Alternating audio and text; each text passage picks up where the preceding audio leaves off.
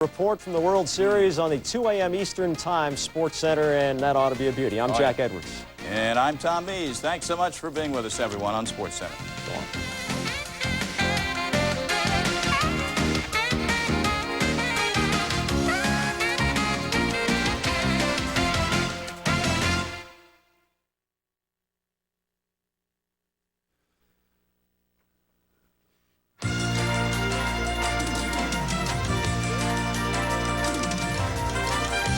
ESPN, the world leader in motorsports coverage, presents Speed World. You're looking live at Suzuka, Japan, as the cars have pulled away to begin warming tires and engines for the 15th round of the World Championship. Bob Barsha and David Hobbs, glad to have you with us. Let's take a look now at the starting grid for today's Grand Prix of Japan. On the pole for the 13th time, tying the record held by Ayrton Senna with one chance to break it, Nigel Mansell in the Williams Renault. Next to him on the front row, Riccardo Patrese of Italy in the second car, first in the morning warm-up over his teammate Mansell. On row 2, Ayrton Senna, still undecided about his future with the McLaren Honda, fifth in the warm-up with a blown engine. Next to him, Gerhard Berger in the second McLaren Honda, third in the warm-up. Row 3, Michael Schumacher of Germany in the Benetton Ford. Next to him, Johnny Herbert in the Lotus, who says he might have outqualified the McLarens, but for a mechanical problem. Row 4, Mika Hakkinen in the Lotus Ford. Next to Eric Comas of France with a great run in the Ligier Renault. On the fifth row, Andrea de Cesaris of Italy in the Tyrrell with Ilmore Power. Next to him, Terry Boutsen of Belgium in the Ligier Renault, a visit to the IndyCar pit lanes of late. On row 6, Nicola Larini and Christian Fittipaldi. Martin Brundle and Gianni Morbidelli will be on row 7. On row 8, Jean Alesi and Aguri Suzuki. Suzuki, who finished third in this race back in 1990, wowing the home crowd. On row 9, Stefano Matta and Bertrand Gachot. Row 10, Pierluigi Martini and Ukio Katayama. Row 11, Olivier Griard and J.J. Leto. Row 12, Jan Lammers returning to Formula One after 10 years. Next to him, Michele Alboreto. The 13th row, Maurizio Gugelmin and Emanuele Naspetti. Brabham, Fondmetal, and the Andrea Moda teams are not here in Japan, so all 26 cars that showed up qualified for this field. A look at our conditions as the green light approaches. The temperature a warm 75 degrees with a strong wind blowing at the drivers' backs as they make their way down the front straightaway. That strong wind contributing to Ayrton Senna's blown engine in the warm-up. Gerhard Berger, the defending champion, a victory that was handed to him by his McLaren teammate Ayrton Senna a year ago. David, a long circuit and a very quick one. This is an extremely fast circuit, but it's also, as you can see, very, very twisty. 18 corners, about 30 gear shifts a lap. The most physical course these guys drive on all season. About 30 gear shifts per lap. A very, very tiring afternoon. 75 degrees, as you saw, and humid. Going to be very hard work this afternoon. Overtaking into turn 1 and into the hairpin at the far end of the circuit. One of the only circuits in the world where, of course, the circuit actually crosses over as they go under that bridge. It is a figure-8 kind of circuit. There is Ayrton Senna. You saw Nigel Mansell just ahead of him. Mansell has not only never won this race, he has never finished it in 5 tries. The pit lane to the left. Mansell well ahead of the field as he pulls up to his starting position in preparation for the standing start. Some 140,000 fans have crammed into this circuit. There were literally millions of ticket requests for this event. Cars finally put into position. Look out for the guy at the back with the green flag. It's a signal to say the field has got itself ready to go. The championship may be won, but there's lots of excitement to come. The Constructors and the Drivers' Championship for the second position and third, still very, very close. And of course, records to be won by Nigel Mansell. Safety cars are at the back of the field. Senna sitting with 1 foot on the brake and the accelerator, 1 foot on the clutch. Up come the revs, and we are ready to go. Red light, then green. Mansell moves to the center of the track, brushing Patrese to the edge. The cars scramble to the back. One car has not left the grid as Nigel Mansell leads the field down into turns 1 and 2. Nigel Mansell definitely jumped the flag there slightly, but no one seemed to take much notice of it. Be interesting to see if they do, in fact, give him a black flag. I'll swear that it's one of the Ferraris. That's Nicola Larini. That is the car with the active suspension. Ferrari's active suspension. Larini in for Ivan Capelli, who has been asked to stand down for the Ferrari team.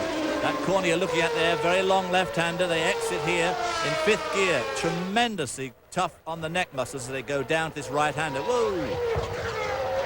You are on board now. This is with Ukio Katayama of Japan in one of the LaRousse Lamborghini machines. Nigel Mansell already opening up a huge lead over the field following. Patrese is second, then the McLarens. Looks like Senna in 3rd, Berger 4th, and right behind him is Schumacher in the Benetton. Benettons have always done well here, won this race twice, and they've done a lot of their winning in October, so they're looking forward to a good race here today in Japan. There's Senna in the blue, red and white car, Berger. Replay at the start. A lot of shuffling on the grid there. You saw Nigel get off very early and pushed his teammate right to the edge. Berger desperately trying to get around Senna in that car there. The flurry of yellow flags at the pit wall was the indication that Nicola Larini could not get that new actively suspended Ferrari going. The Ferrari team has said they are just here to gather data on that new car since the season is essentially lost for them. And they have high hopes for it as we come around to complete lap 1. Nigel Mansell pulling out an absolutely huge lead here in 1 lap as he comes into turn 1, the scene of his demise last year. It's where he slid off, dicing for the lead with Ayrton Senna and handed the World Championship to Senna. Now he comes into the S's. This is the road just goes left, right, and then it goes into this long left-hander. This is the last right. Then they start this long left-hander. They start up here in 4th, then up through 5th, and then into 6th. And as they leave the corner, about 160 miles an hour, terrific G-forces generated in this corner. You're looking at the World Feed graphics. Our pictures being provided to us by Fuji Television, which is the sponsor of this race in Japan. There, that big Bridgestone sign is on the straightaway that leads to the chicane. Right here, the circuit doubles back under. Very tight corner here. And the gap just continues to extend. Nigel Mansell over Riccardo Patrese. Ayrton Senna beginning to close up on Patrese and apply a little pressure. Nigel Mansell had some interesting things to say about this car and the man who will drive it next year, Alain Prost of France. Nigel said you could put a puppet in this car and he would have a shot at the World Championship. Surprising remarks from a man who has always said it was he and not the car who won the World Championship. Last year, Michael Andretti added something new to his car.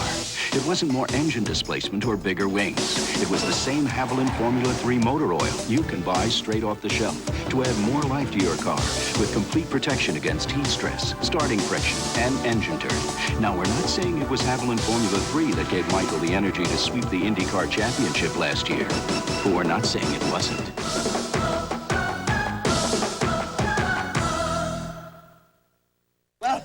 We're almost there. Yeah, 3 years of digging and digging. But soon, our first taste of freedom.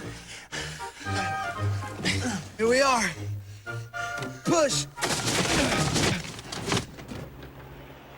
What'll it be, boys? 2 Bud Lights, please. Sorry, fellas, but we're all out. If you want great taste that won't fill you up and never let you down, make it a Bud Light. You know, Larry, we really should carry more Bud Light.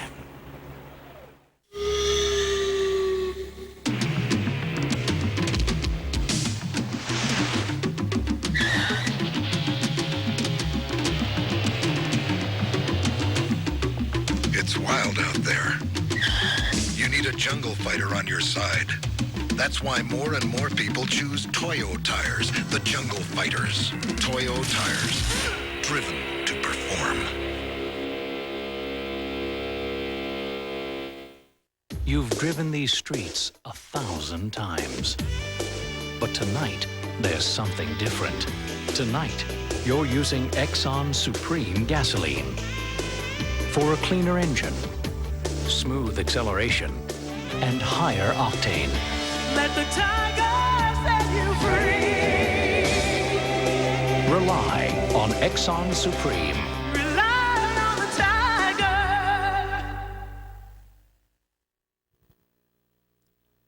ESPN Speed World coverage of the Formula One Grand Prix of Japan is brought to you by Haviland Formula 3 Motor Oil. Add more life to your car.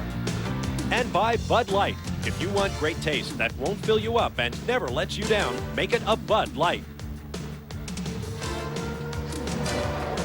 Back live at the Grand Prix of Japan. Bob Barsha, David Hobbs with you. There is Nigel Mansell, and there is Ayrton Senna, whose McLaren Honda has stopped on the racetrack. What a disaster for the huge crowd here, because this Suzuka complex, although it's in a big fun fair, as you can see the Ferris wheel in the background, it's partly, if not wholly, owned by a Honda Motor Company, who have a big plant here. So you can bet that a very big proportion of this crowd here are Honda enthusiasts. Well, half of their field is gone already.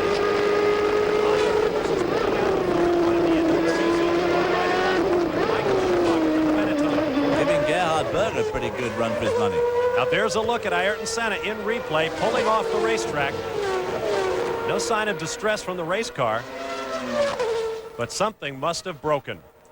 He blew an engine in the morning warm-up. It was put down by the team to the strong wind blowing down the front straightaway, which basically over-revved the engine. Now the word from the McLaren pit is that once again, Senna was the victim of a blown motor. And look at the lead opened up by Nigel Mansell.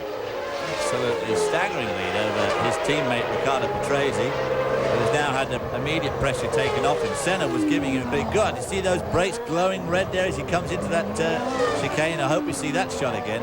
These carbon fiber brakes, they go on, they glow incredibly quickly, and of course they go off as soon as they lift their foot off the brake pedal. The cooling is so efficient on these cars, they just go straight back to black.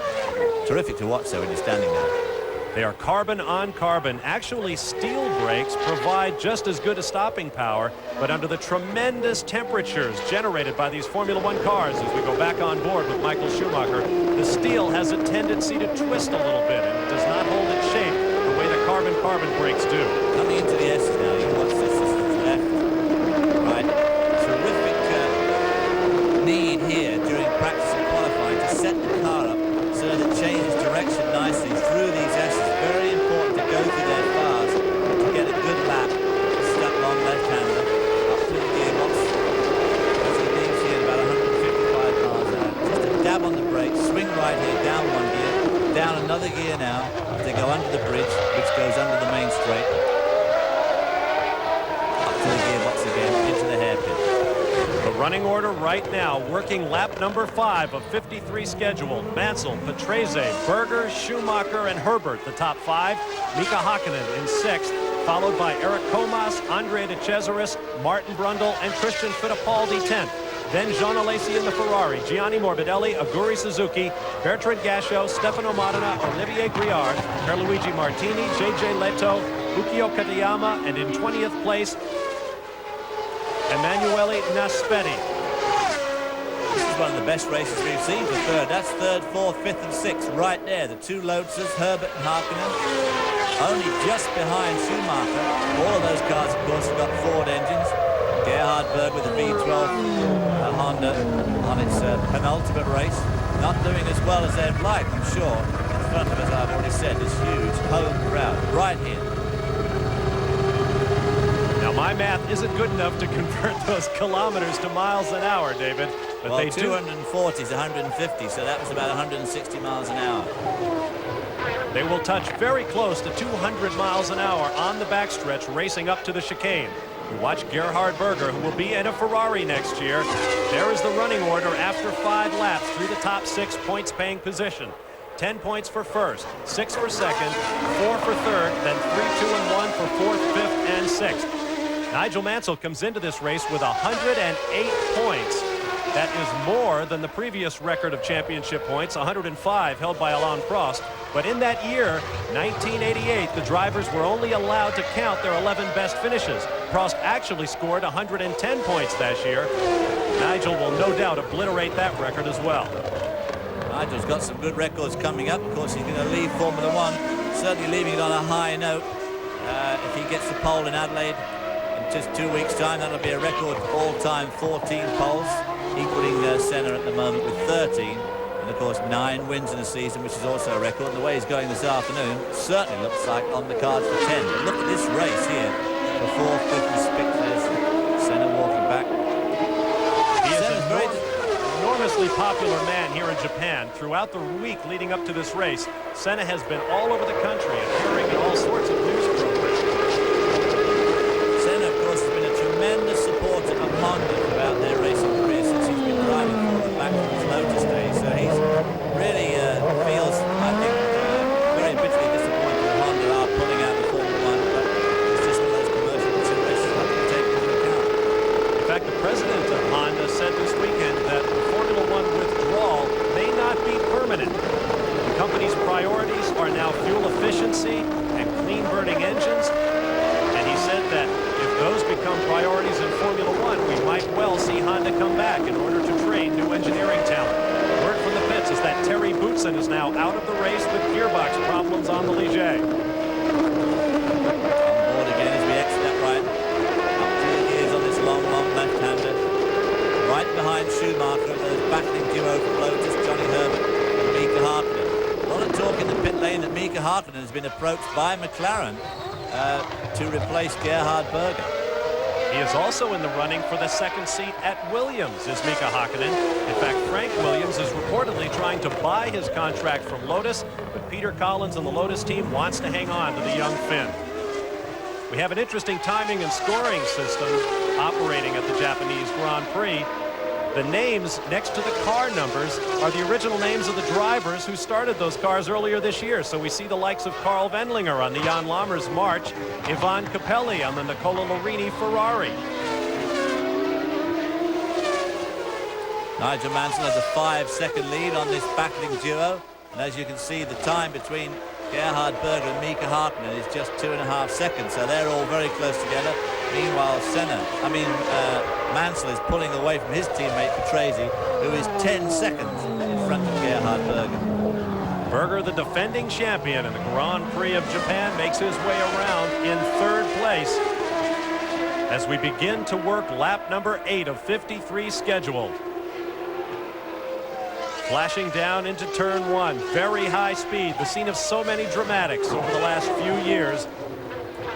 Very, very fast entry. The cars get up to about 185, 190 coming into turn 1. Very fast entry into that. Things are business as usual over at the amusement park, but on the racetrack, well, it's also business as usual. Nigel Mansell and Riccardo Patrese lead for Williams. At Ford, when we test technology, we go by the book. This book, it takes us places that make our Ford trucks even tougher and make our performance for the street even better. Because the more we race, the more we learn. And no one races in more places than Ford. We test our ideas all over the world to make driving better for you at home. Have you driven a Ford lately? If a tree falls in the forest and no one is there to hear it, does it make a sound? Which came first, the chicken or the egg? Is the glass half full or half empty? What is the meaning of life? Is it live or is it Memorex? Considering how good these new stereos sound, the world may never know.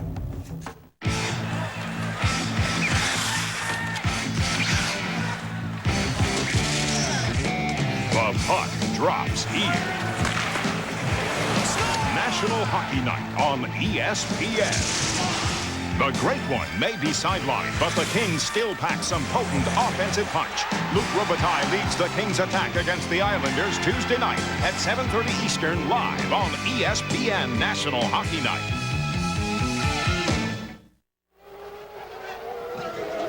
Back in the land of the morning calm, about a 2.5-hour ride on the incredible Shinkansen bullet train south of Tokyo. Suzuka, Japan.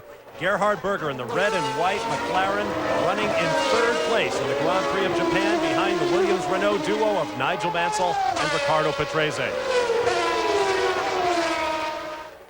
3 cars are now officially out of the race. Ayrton Senna, the 3-time world champion, dropped out on the 2nd lap, followed in short order by Terry Boutsen and most recently Olivier Griard. The slowest corner here, the hairpin. 2nd gear, about 55 miles an hour probably. Then, as you accelerate down to that, you go to this long, long right-hander. Difficult to see round. You've got to remember when the driver has these long corners with a bit of a rise in the ground, He's only got his head just about 18 inches off the ground, so his view is nothing like as good as our view on one of these high cameras. The spoon corner, that's called, probably because it's shaped like a spoon. They go into that in 5th, drop to 4th on the exit, and they want to make a good job of that because it leads on to this uphill straight. Very important to get it right. And this is the fastest corner here, this left-hander. Michael Schumacher had a huge crash there. Now back to our leader again, Nigel Mansell. Haven't been seeing much of him. No wonder he's 5 seconds in front of his teammate, nearly 20 seconds in front of this guy here, Michael Schumacher. Let's stay on board here with Michael Schumacher as he goes down through the first, second, and then the third series of corners, and listen to how he plays the throttle.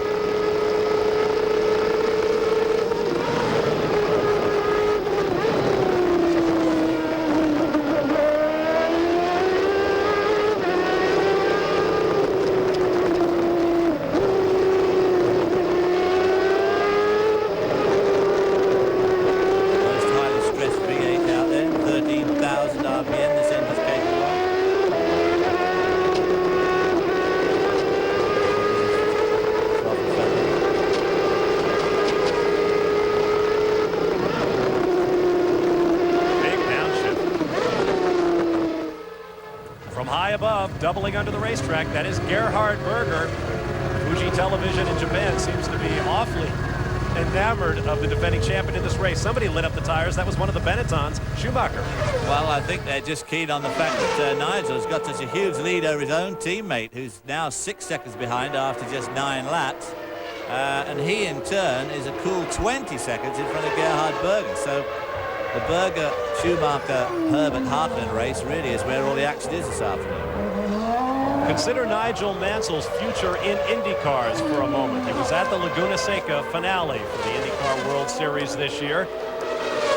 Nigel has not shifted gears in some 5 seasons. First, he had the semi-automatic Ferrari, now the semi-automatic Williams. I wonder what's going to be like for old Nige to drop his hand down from that steering wheel and start shifting gears again. Yeah, Nigel has an unfortunate habit of not putting his brain into gear before he speaks, and all year he's been so vociferous and in fact accused one reporter of taking drugs because he had said that the car was easy to drive in the McLaren. And of course then in a press conference right here in Japan he said that a puppet could drive that car, referring to his old nemesis Alain Prost. And he's certainly demonstrated today that the car is absolutely clearly faster than he is. Now you saw the McLaren pit preparing for an apparent pit stop for Gerhard Berger. The Goodyear tire engineers saying the pit stop should not be required at least until 20 laps into this race. The soft C compound is available to these teams. Yeah, but their calculations were thrown out somewhat by the fact that it rained so much yesterday and washed all the rubber off the track. And we've now got what is basically a green track, which is much higher wear on the tyres. And there was a bit of a panic that they might, in fact, some cars might have to change twice. Could be that Gerhard Berger is one of those guys who's going to come in early and then come in later on in the race. Obviously, he won't want to do that, but he might have to because the track never ever did get a decent line on it. There is the gap, 23 seconds plus from Mansell in first to Berger in third. We get a good look there. One of the last looks you'll get at those wide 18-inch rear tires in Formula One. Goodyear has brought out prototypes of the new 15-inch tires that were tested extensively following the Portuguese Grand Prix in Estoril. Damon Hill in the Williams lapped within 1 second of Nigel Mansell's pole time. Gerhard Berger with his hand in the air. More problems for McLaren. I guess he obviously is going to come into the pits very early. Is it just a tyre change or is it something else? I think it's Gerhard Berger having a flashback to the Portuguese Grand Prix where Ricardo Patrese accused him of reckless driving and not raising his hand to indicate he was slowing down, and Patrese had the huge wreck when he bumped Berger's tires. Good pit stop for McLaren. Well, it certainly looks as if he did decide just to change his tyres, which on lap 11 out of 53 on this compound, I would say is almost certain that he's going to have to stop again, or his pace will certainly reduce near the end of the race, because this set of tyres he's just put on will deteriorate before the end of this race for sure. Gerhard Berger headed for Ferrari next year. Well, he will replace Ivan Capelli. I think it's incredible statement on the way the Williams Renaults have improved this year, because the McLaren Hondas were certainly improving as the year went on, and Ron Dennis was always very, very upbeat about how things were improving. But boy, oh boy, I mean, this is probably one of the worst displays, or one of the most incredible displays we've yet seen from the Williams Renault car. I mean, absolutely pulverizing the opposition today. Best displays if you're driving one, the way Nigel Mansell and Riccardo Patrese are. Ron Dennis with Team McLaren gave a very forthright interview recently in which he said that one of the problems with the McLaren team was that the new Honda 12-cylinder engine was so late in arriving. It's one of the problems faced by McLaren this year. Nigel Mansell and Riccardo Patrese running 1-2.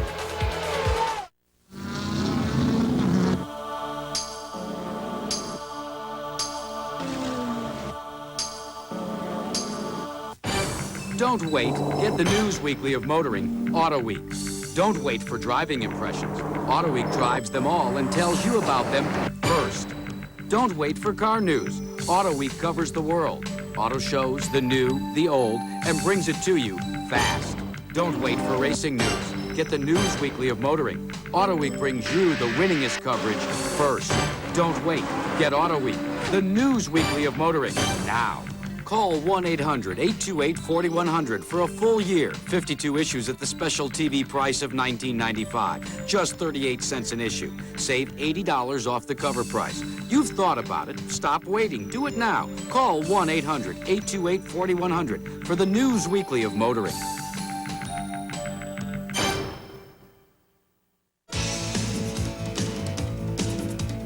Having trouble finding Speed Week for the month of October? Catch us every Wednesday at 11 o'clock Eastern. Speed Week, the motorsports coverage you deserve. You've got the need for Speed Week. These are tough economic times in Japan, and nevertheless, Formula One is turning Japanese in so many ways. In 1993, the Asian Grand Prix will be run in Japan, giving them 2 races. The Asian Grand Prix at the Automotive Circuit in southern Japan, Grand Prix of Japan in Suzuka. This year, tickets for today's Grand Prix had to be distributed by lottery. 6.36 million requests for 100,000 available tickets. That is popularity. You're watching Michael Schumacher, who it is suggested is slowing down on the racetrack. Gerhard Berger has made a pit stop for tires that dropped the McLaren from 3rd to 6th. And Michael Schumacher is losing positions on the racetrack. Michael Schumacher almost certainly about to pull in the pits as Eric Comas goes by. He's pulling in his tires. Look okay to us, because we don't know. It might be something else. He's going too slowly probably for tires. It's a bit terminal. You hear the engine revving. Might be a gearbox problem. Michael Schumacher coasts in. Johnny Herbert and Mika Hakkinen of the Lotus team have moved up into 3rd and 4th positions. Oh, he's going to pull up. Not even making an attempt to make a pit stop. Michael Schumacher, who has not finished this race in the 2 runnings that he has attended, it looks like he will run his DNF streak to 3. Michael Schumacher got the year after such an incredible streak. Not only did he score points in the first 12 races, but he actually was on the podium in most of them. I mean, had an unbelievable year. And now shown in the 6th position is Martin Brundle right there. Brundle, as you watch Schumacher climbing out, Brundle had a savage crash in Friday's practice. And team leader Flavio Briatore, just to the left there, talking with Michael Schumacher before the traditional slamming of the garage door, was absolutely disgusted, outwardly so, with Martin Brundle, who it is apparent is no longer welcome in this team. And yet, now Martin Brundle, who has scored points in the last 7 races coming in, is the only Benetton runner in the race. Martin Brundle is only just a couple of seconds behind Gerhard Berger, who you can't quite see in the picture there as Martin comes into the chicane.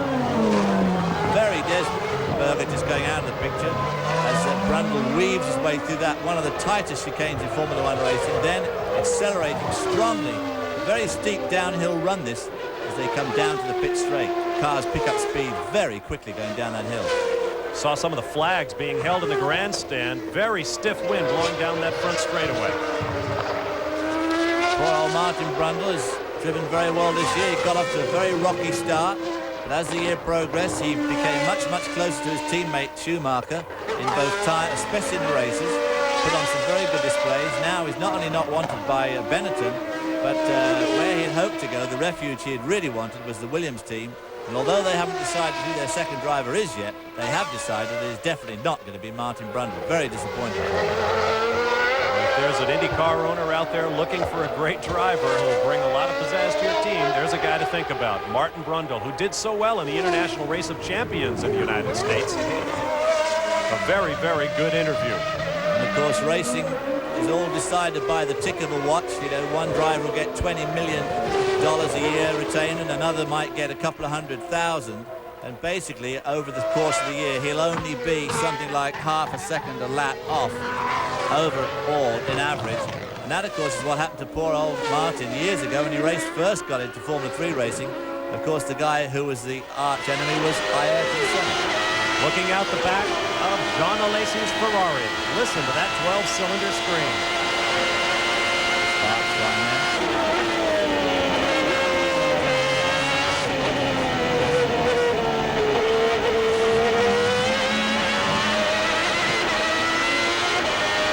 This car does not have active suspension, the other one does. Here comes Johnny Herbert. Oh dear, Johnny Herbert was having a good run. His day looks like it's done as well. And there's Martin Brundle. Brundle in a hurry. Looks like a tire stop for him, but the problem is much more serious for Johnny Herbert. The Benetton team going to work on Martin Brundle. 8.8 seconds, not bad by Formula One standards. Well, these guys are stopping early. That's still only 15 laps down. The word from the pits on the Gerhard Berger stop was that Berger had pressed his tires so hard in the first 10 laps that he wanted to come in, open up a spot in traffic, and get fresh Goodyear rubber. Now there is Aguri Suzuki in one of the footwork cars. Aguri Suzuki managed to spin at the same place twice in practice in the rain on yesterday, and in fact parked two cars in the same sand trap in the same qualify in the same practice session. So he didn't have a very good afternoon in front of obviously what for him is a home crowd. And that home crowd was absolutely overjoyed when Aguri Suzuki finished third in this race back in 1990. Suzuki will have a new teammate with the footwork Mugen Honda team next year, Derek Warwick of Great Britain. Returning to Formula One and of course to the footwork team from whence he left. There's Johnny Herbert. A very warm and agitated Johnny Herbert from the look of things. Well, this place will warm you up all right, I tell you. I've only ever raced here once, and it is very, very hard work.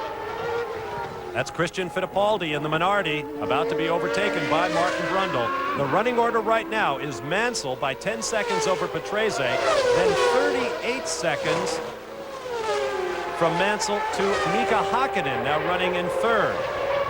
So Patrese leads Hakkinen by 29 seconds. Gerhard Berger is now up to fourth. Johnny Herbert was fifth when he parked. Martin Brundle has made a pit stop.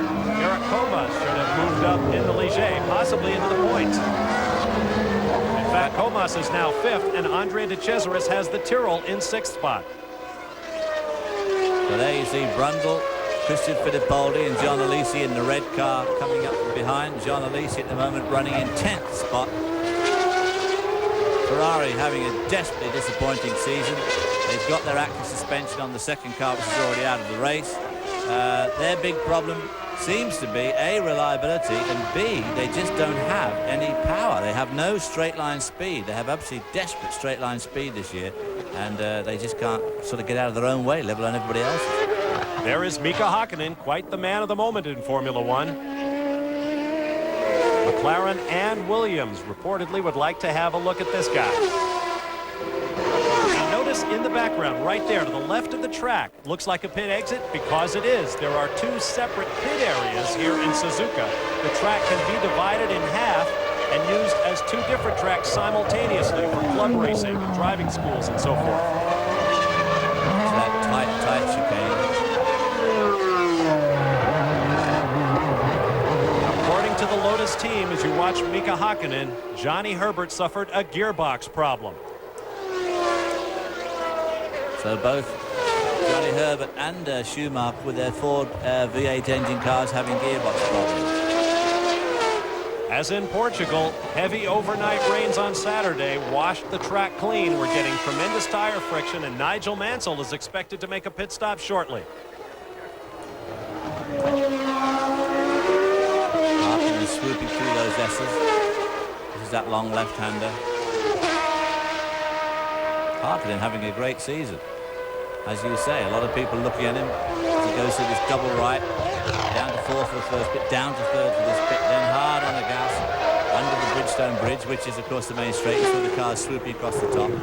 Very difficult corner to brake for this hairpin because on the approach, this tight left-hander, you go through that right-hand sweep. Now then you've got this long right-hander here, up through the gears, right up to fifth gear. Then onto the brakes as they come into what they call the spoon corner. There, turns left, in fifth to start with, and down to fourth for the second apex right here. And accelerate. Again, you want to make a real good exit there because you've got a long, long straight in front of you. Nigel Mansell lapping traffic, having already gone around one of the minorities. Beginning lap number 19. Many of the cars still sparking, running right on the deck. That will change as the fuel load lightens. Jimin about to put a lap down by Nigel Mansell. It's been a tough year for the Jordan team. We saw the brakes lighting up there, yeah. The Jordan team has announced here in Japan that after 1 year of a 3-year deal with Yamaha for engines, those two companies will part ways, and the Jordan team will look for another engine supplier for next year. They say it's an amicable split. And they both wish each other well in their future endeavours in Formula One, but the engine was definitely overweight and underpowered. There seems to be no doubt about that.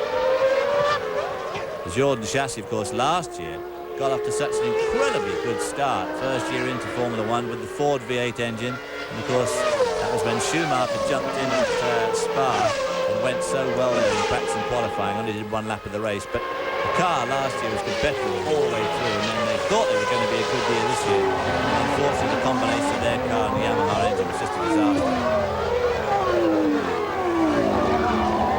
Nigel Mansell swirling through the chicane at low revs that produced so many problems for the Williams-Renault combination a year ago, including a DNF in Canada. But this year, they have that little electronic bug licked. And Williams-Renault has been the only car to have in Formula One. Lots to enjoy in Japan, and we'll be back with more live coverage of the Grand Prix from the Suzuka Circuit when we return. Stay with us. I don't need some fancy aftershave to tell me I'm a man. And I don't need some expensive cologne to make time with the ladies. I use Skin Bracer. It smells great. It also cools my skin, tones it up, and takes care of it after a good close shave. I don't need anything more. Confidence is very sexy, don't you think? Skin Bracer Aftershave, more than a great scent. By Menon.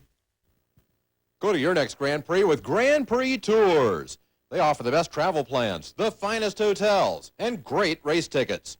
They take you inside racing to visit the teams and meet the drivers. Enjoy the legendary parties, celebrity-hosted tours, and photo seminars. If you want to go to Monaco, Le Mans, the Indy 500, or Grand Prix anywhere in the world, call Grand Prix Tours at 714-646-0327 for a free 24-page brochure. I'm gonna love you forever. These days, more of us are planning long-term relationships with our cars. That's why millions are driving with Slick 50 engine formula. Slick 50 is guaranteed to help protect against wear, like no motor oil can, especially at startup when engine wear is at its worst.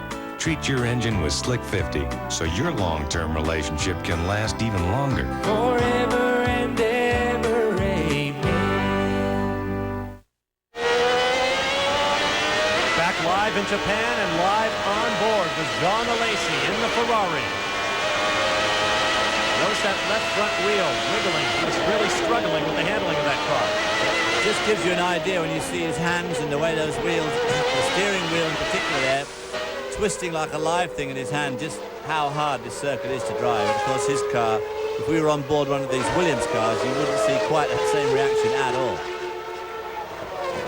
There goes Riccardo Patrese, 4th in the World Championship coming in, but the 2 men ahead of him, Ayrton Senna and Michael Schumacher, are now out of the race. Senna was 4 points ahead, Schumacher just 1 point ahead.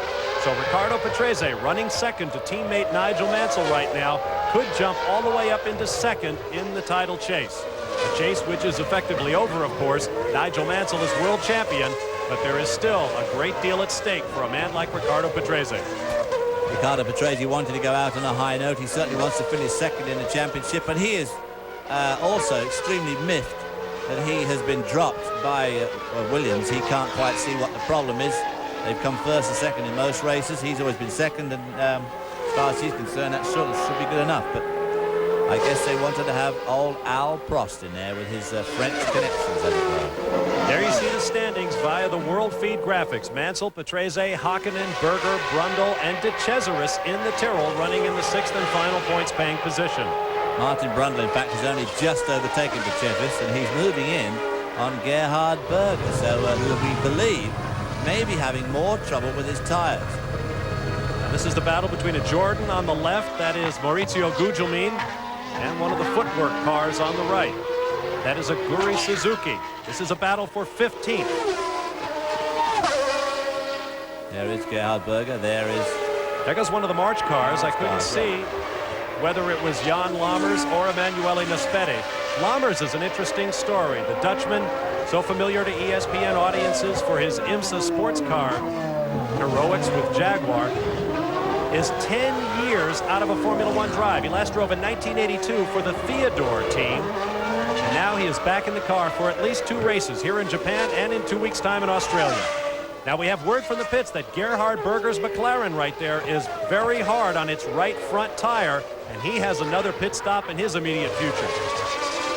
We also hear that Mika Hakkinen in the Lotus may well be making a visit to pit lane soon for tires. But after this amount of laps, 20 laps, at least you're in with a bit of a chance. I think one of the things that happened early on in the race is we see old Gerhard Berger's speed. This is the Honda onboard telemetry helping us here. Look how these cars accelerate. Those numbers, they certainly don't half whip up quick, don't they? Zipping past 150 miles an hour on his way to about 175 or so before hard braking for this section. When you think of a really sporty road car, and you drop the clutch at the lights, and you hang on to first, then into second, then you let it wind up in second, then into third. I mean, every one of those gear shifts is like 4 or 5 or 6 seconds apart. I mean, these guys have gone up through 6 gears in 6 seconds. I mean, just literally straight in, and it's a huge acceleration. Ukio Katayama, pit stop for the LaRousse team. This is the team that is using Lamborghini engines and is still looking for a contract for engines in 1993. Now here comes Gerhard Berger, running in 4th position. Talk about acceleration. Now there's Riccardo Patrese in and out of the Williams pits.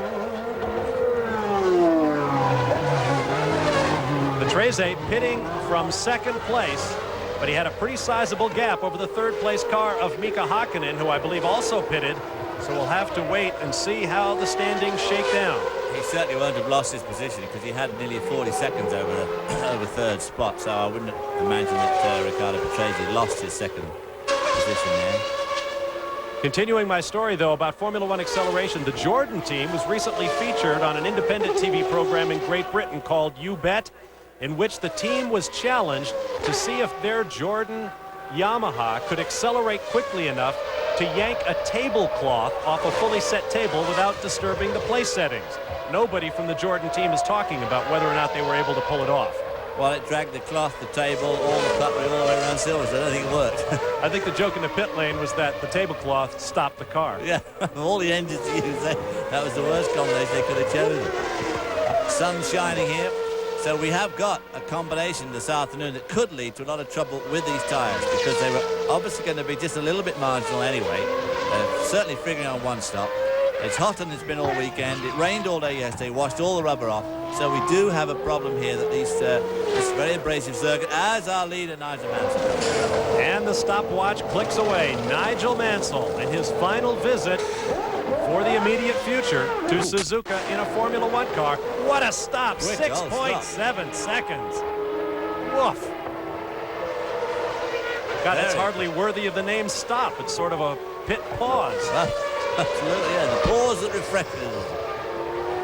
So Nigel is on his way with new rubber. This on the 23rd lap, so it's very close to halfway. 53 laps scheduled. We'll see if Nigel Mansell can go the rest of the way on these tires.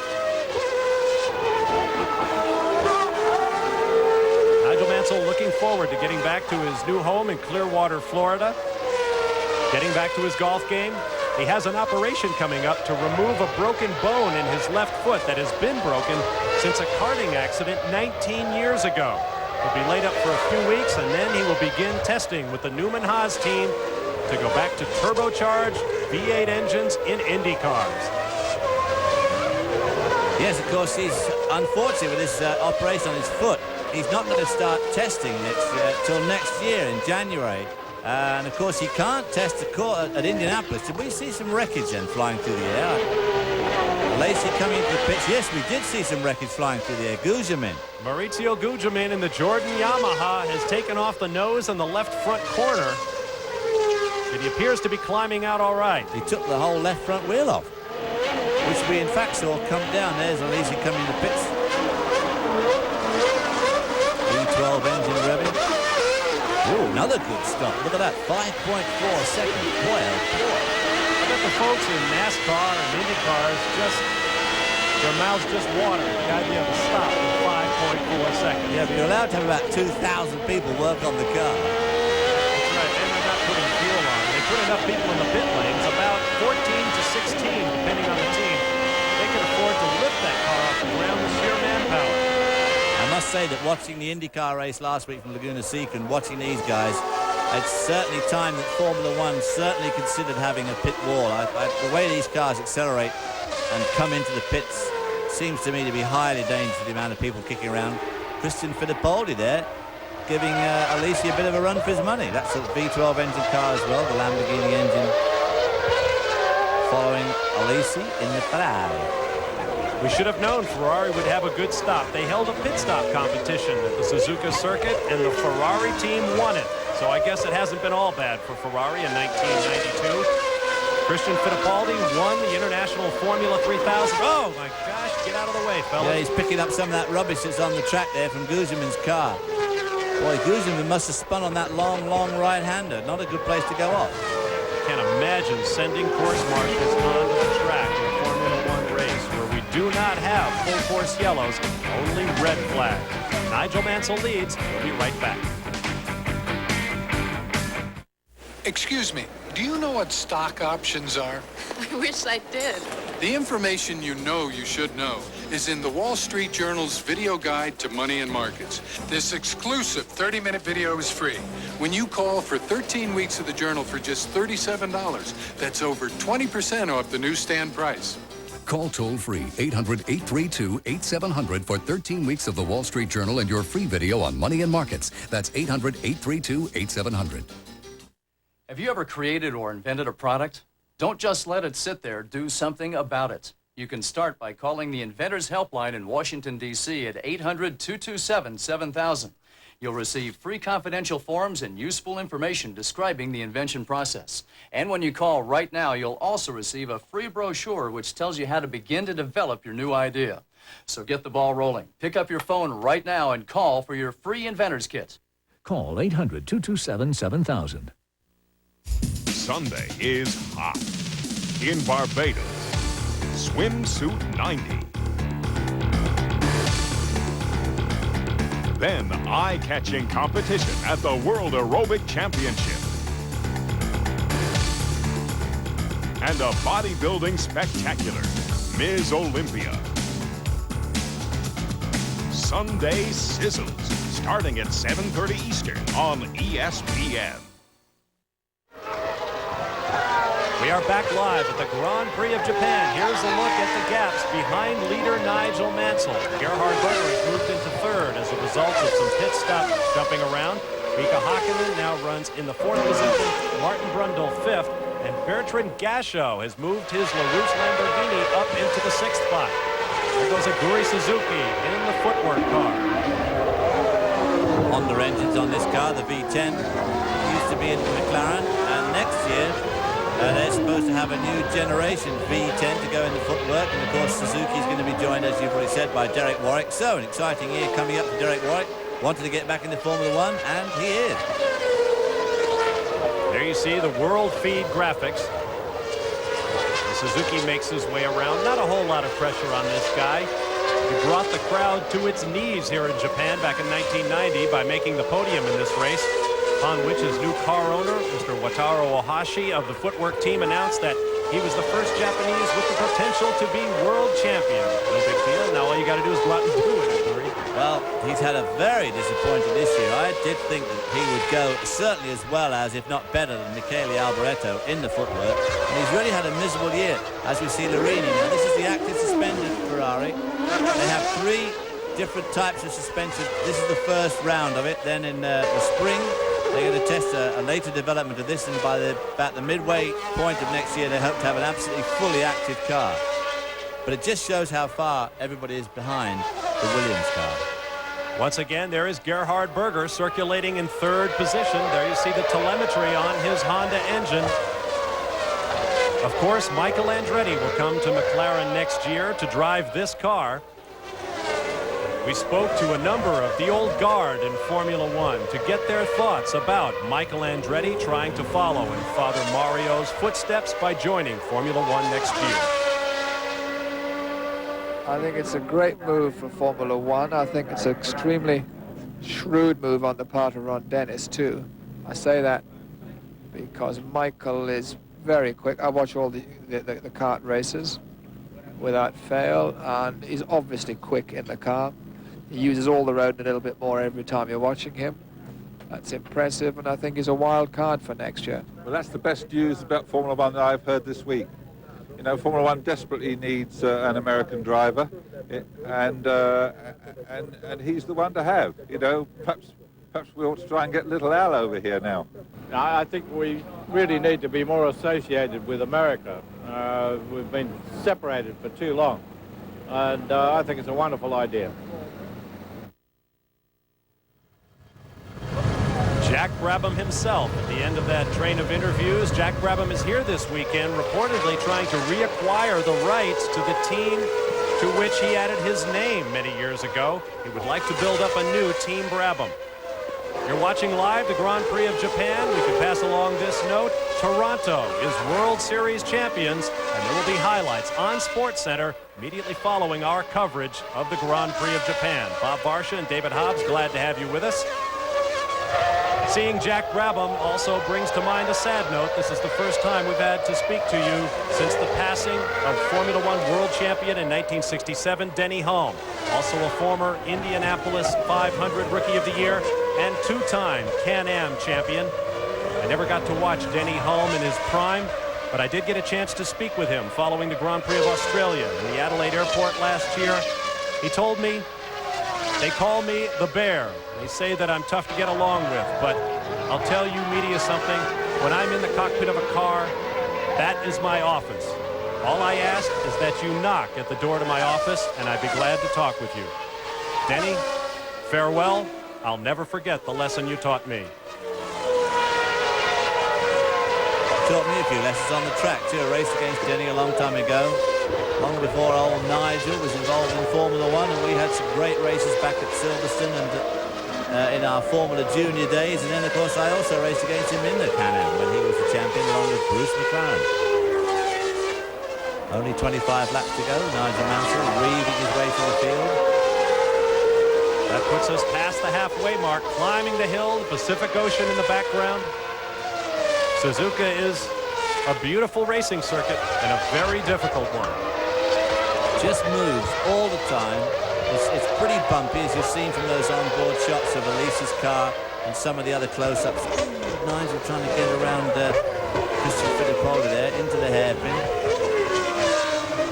Christian Fittipaldi's successor as International Formula 3000 champion, Luca Badoer of Italy, has signed an option with the Scuderia Italia team for next year. He'll be one of the new faces we look forward to greeting in 1993. And of course, it'll be good to greet the old face as Derek Warwick returns to the sport with the footwork team.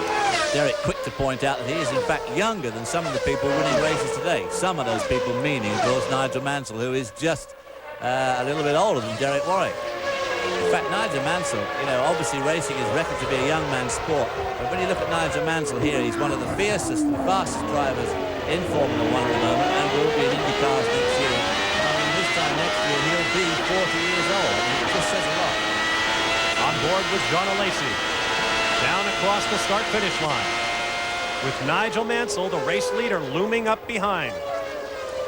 How'd you like to be John Alesi reading the reports that Ayrton Senna turned down an offer of $30 million to join Ferrari next year? He's going to wait and see how they go under the new technical guru, John Barnard.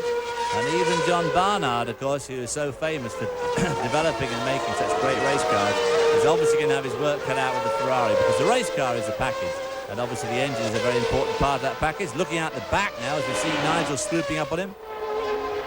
Gerhard Berger, I guess the McLaren team wanted a shot at Ferrari's record for fast pit stop of the race. 5.44 seconds. That's impossible. Well, we thought that Gerhard might have to change his tyres again. It could be that their race setup is not exactly what they wanted, because, as we know, they only had dry practice on Friday. Rained all day yesterday, and that's the day when a lot of the people used to do the race car setup.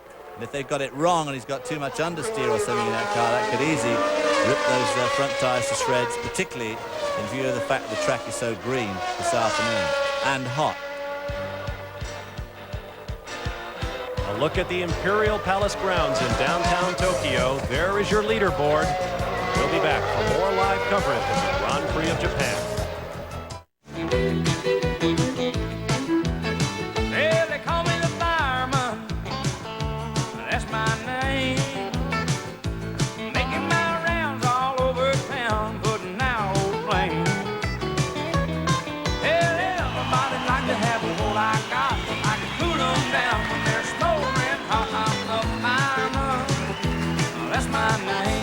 Look for George Strait in his new movie from Warner Brothers, Pure Country.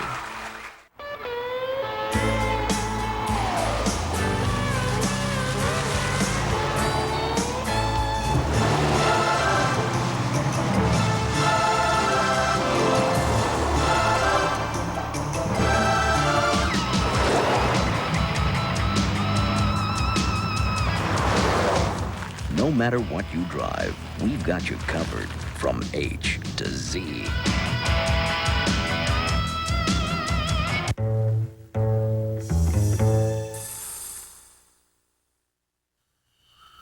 From now on, your Citibank Visa will have a few very distinctive features. Features nobody else's credit card will have. Your own. It's hard to picture any card more secure. Introducing the Citibank Photo Card. For your photo card, call 1-800-CITIBANK.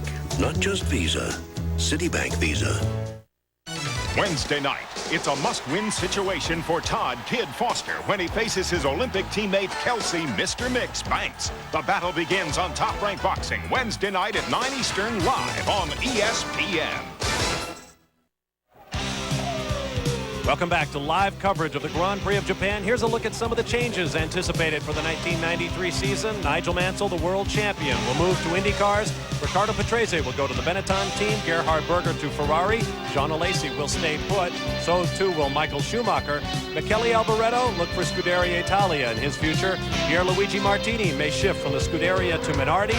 Carl Wendlinger and J.J. Leto will be with the exciting new Sauber-Ilmor team. Derek Warwick joins the Footwork Mugen Hondas. And Ayrton Senna, well, it remains to be seen. Right now, he says he may take a sabbatical or stay with the McLaren team. A look at Martin Brundle, Mika Hakkinen, who right now is on the Williams ticket and will remain with Lotus, I would guarantee, if he does not go elsewhere. Damon Hill, touted by Nigel Mansell, for that Williams seat. In fact, Nigel has tried to enlist the help of the media in putting pressure on the Williams team to get Damon Hill, the team test driver, into that ride. Nigel Mansell, of course, is frightened, as I am somewhat, that Alain Prost next year is going to absolutely have it all his own way and could set an absolutely unbelievable Formula One record of wins going into the season with 44, as we're on board with Martin Brundle coming in for another tyre stop.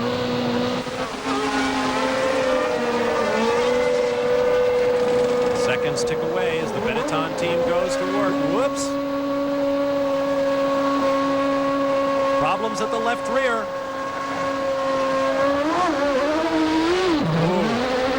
That's what he didn't need, that is, because he was already 11 seconds behind Mika Hakkinen, so that'll really upset his afternoon now. No chance, however, that he would be overtaken by the 6th place car of Eric Comas, which was half a minute further up the road. There you see Martin Brundle driving one of his last races for the Benetton team. October has been a very good month for the Benetton team. The team's first victory at the hands of Gerhard Berger came in Mexico in October of 1986. At Suzuka, right here in Japan, they scored a victory in October of 1989, and they were first and second in this race in October of 1990. Nigel Mansell's just set a new lap record here at a 140 and change, 129 miles an hour, 130 miles an hour. If you're just joining us, the running order is Nigel Mansell, Riccardo Patrese, Gerhard Berger, Mika Hakkinen, then Martin Brundle, Eric Comas, Andre De Cesaris, Jean Alesi, Christian Fittipaldi, and Stefano Modena. In 11th is Aguri Suzuki, followed by Ukio Katayama, Bertrand Gachot, Pierluigi Martini, J.J. Leto, Ivan Capelli, excuse me, not Ivan Capelli, but Nicola Larini. I told you that timing and scoring system would get me. Supposedly, Paul Belmondo is following, but we know that is Emanuele Naspetti in the march. Behind him is Michele Alboreto, then Gianni Morbidelli, and then Jan Lammers in 20th spot. The other 6 cars, Senna, Boutsen, Briard, Schumacher, Herbert, and Gugelmin, are out of the race. Martin Brundle there showing signs of a bit of oil on the front of his helmet and the rear wing of his car. So somebody that he's been following has been spraying out some oil as he swoops down the main straight here, coming up on Gianni Morbidelli. On board now, as you see his red warning light there flickering on the dashboard.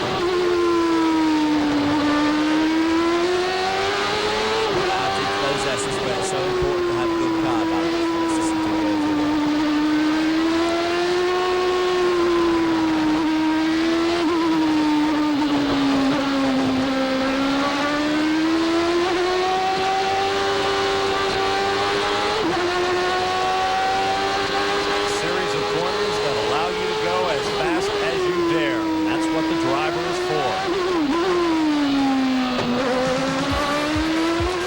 Look at the city of Tokyo, just a short distance from Suzuka. Nigel Mansell leads as we are well into the second half of the Grand Prix of Japan.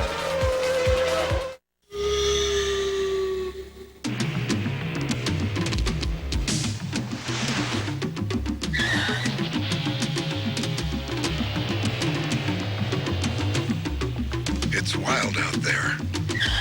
You need a jungle fighter on your side. That's why more and more people choose Toyo tires, the jungle fighters. Toyo tires, driven to perform.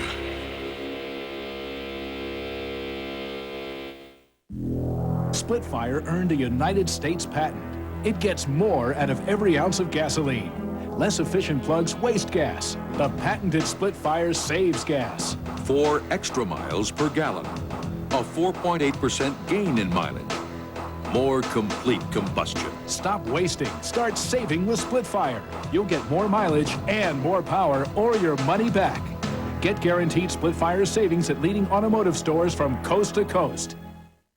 Last year, Mario Andretti added something new to his car. It wasn't better ground effects or more valves per cylinder.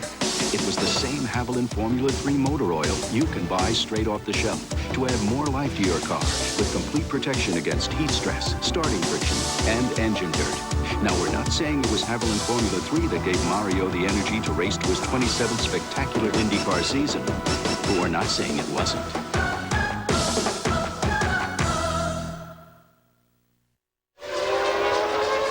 ESPN has the NFL covered with NFL Game Day, ESPN's award-winning hour-long NFL preview show hosted by Chris Boomer Berman, with analysis from Joe Theismann, Tom Jackson, and Chris Mortensen at noon Eastern and 9 a.m. Pacific time on NFL Sundays.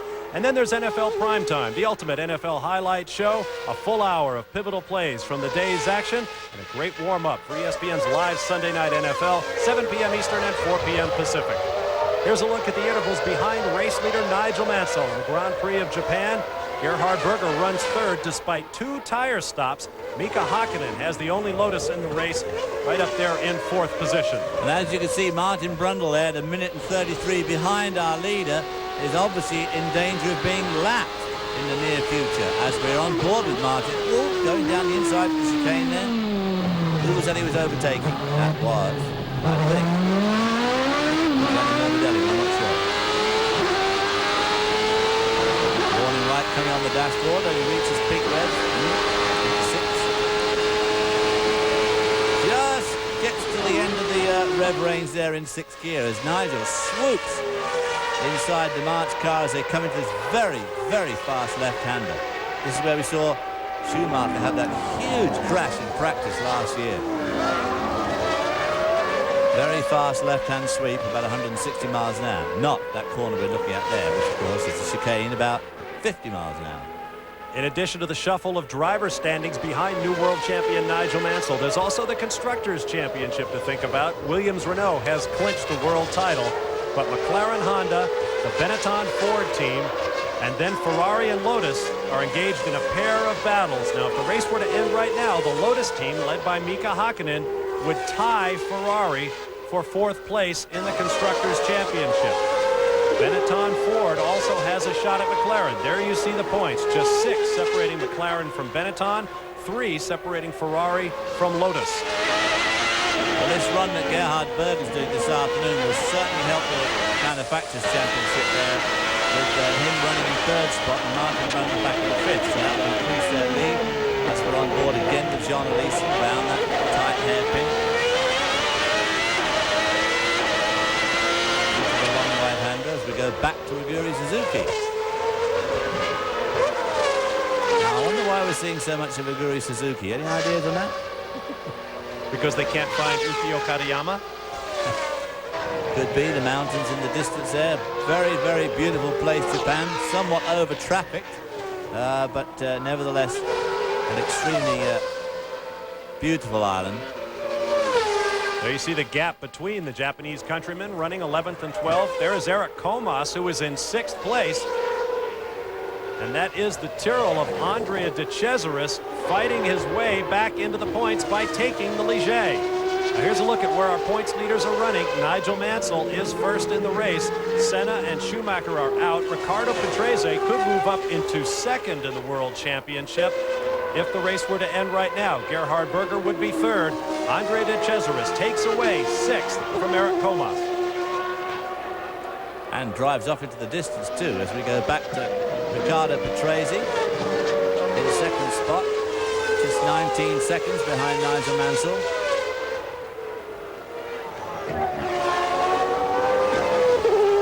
Mansell now in traffic.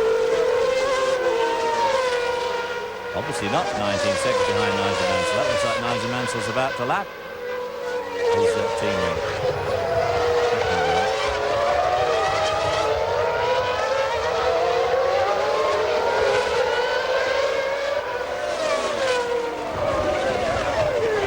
Nigel Mansell goes underneath the Ferrari of Jean Alesi.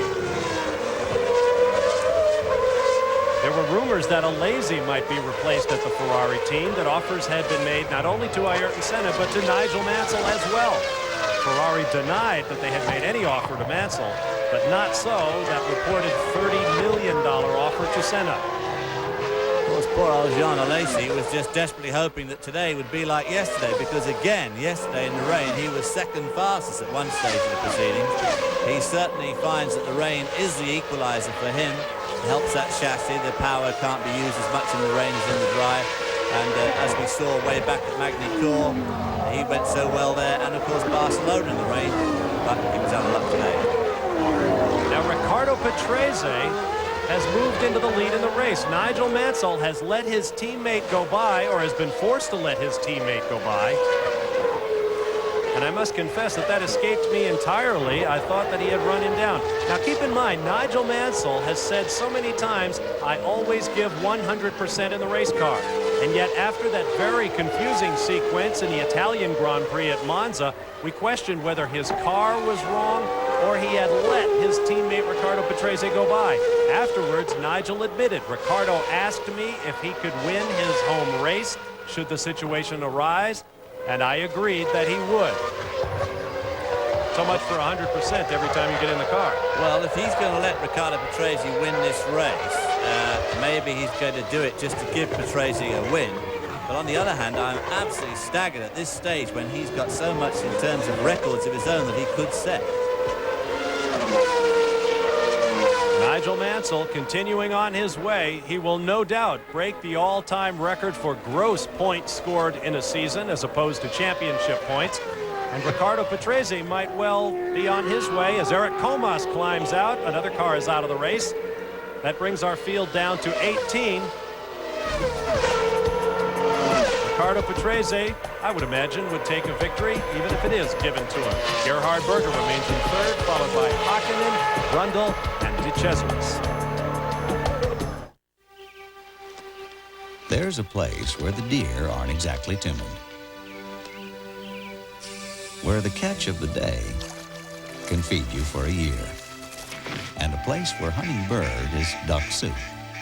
Now you can discover all these places for yourself on the Suzuki King Quad, the only one with integrated rear drive and front differential lock. After all, when you're hunting dinner, you don't want to become the main course.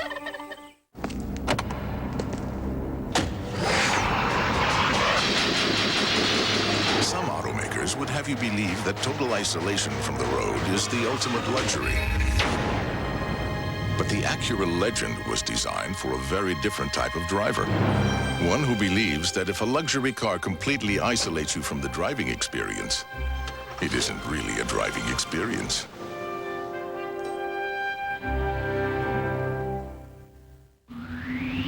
If you're not familiar with the Nokia 101 cellular phone from Finland, we'd like to break the ice. Nokia is the second largest manufacturer of cellular phones in the world and second largest supplier to the U.S. To see Nokia's breakthrough cellular technology for yourself, go to your nearest dealer and get your hands on a Nokia 101 from Finland. Nokia. It's good to be well connected.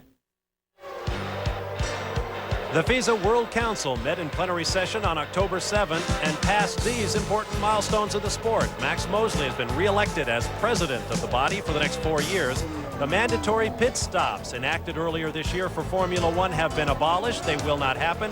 And the wet race rule that has led to so many scandalous situations over the years has been abolished as well. In the future, unless the race becomes unacceptably dangerous, you stop of your own volition when it gets wet on a Formula One race.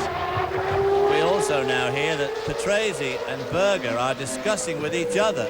Patrese and Mansell are discussing over their own headsets as to whether or when and where they should change position on the racetrack. So, I don't know.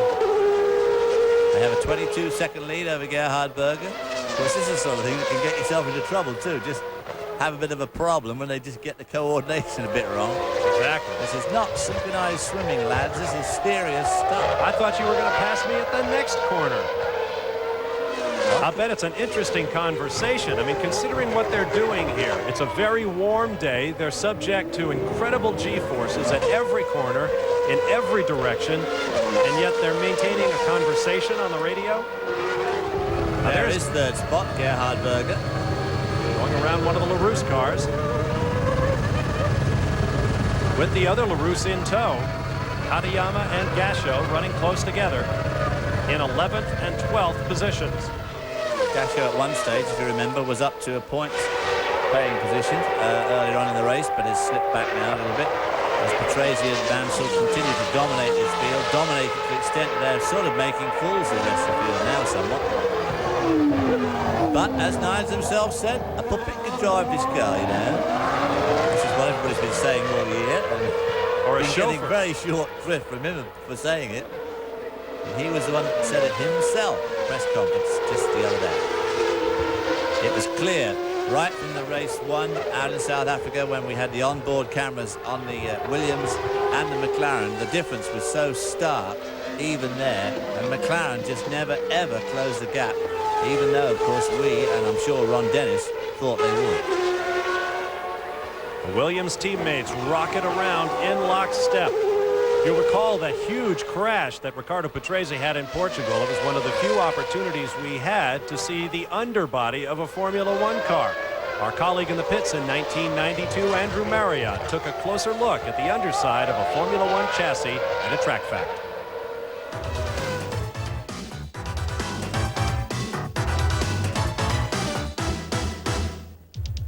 This is an important but usually unseen part of a Grand Prix car. It's the floor, made of carbon fibre, of course, and the regulations say it has to be a flat bottom design until here, and then it curls up with a venturi, gives a little bit of ground effect. The exhaust system, that fits in here, and then we've got this reflective material because of the heat which comes off the exhaust system. Over to my right here, another floor, we see the bottom of this one, the underneath side, the various bobbins where the floor attaches to the chassis. Then there's the rubbing strips. You've seen those titanium rubbing strips before, of course, all the way down. And then here, a little bit of marine plywood that also acts as a rubbing strip. When these floors are damaged, and sometimes the drivers do run over the curbs and can completely wipe these out, well, that's $15,000 or more.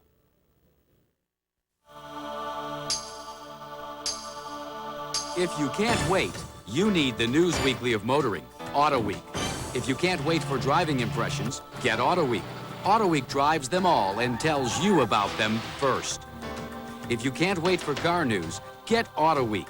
Auto Week covers it all. The great old cars, the auto shows. Auto Week's columnists are controversial and fast. And if you can't wait for racing news, get the News Weekly of Motoring.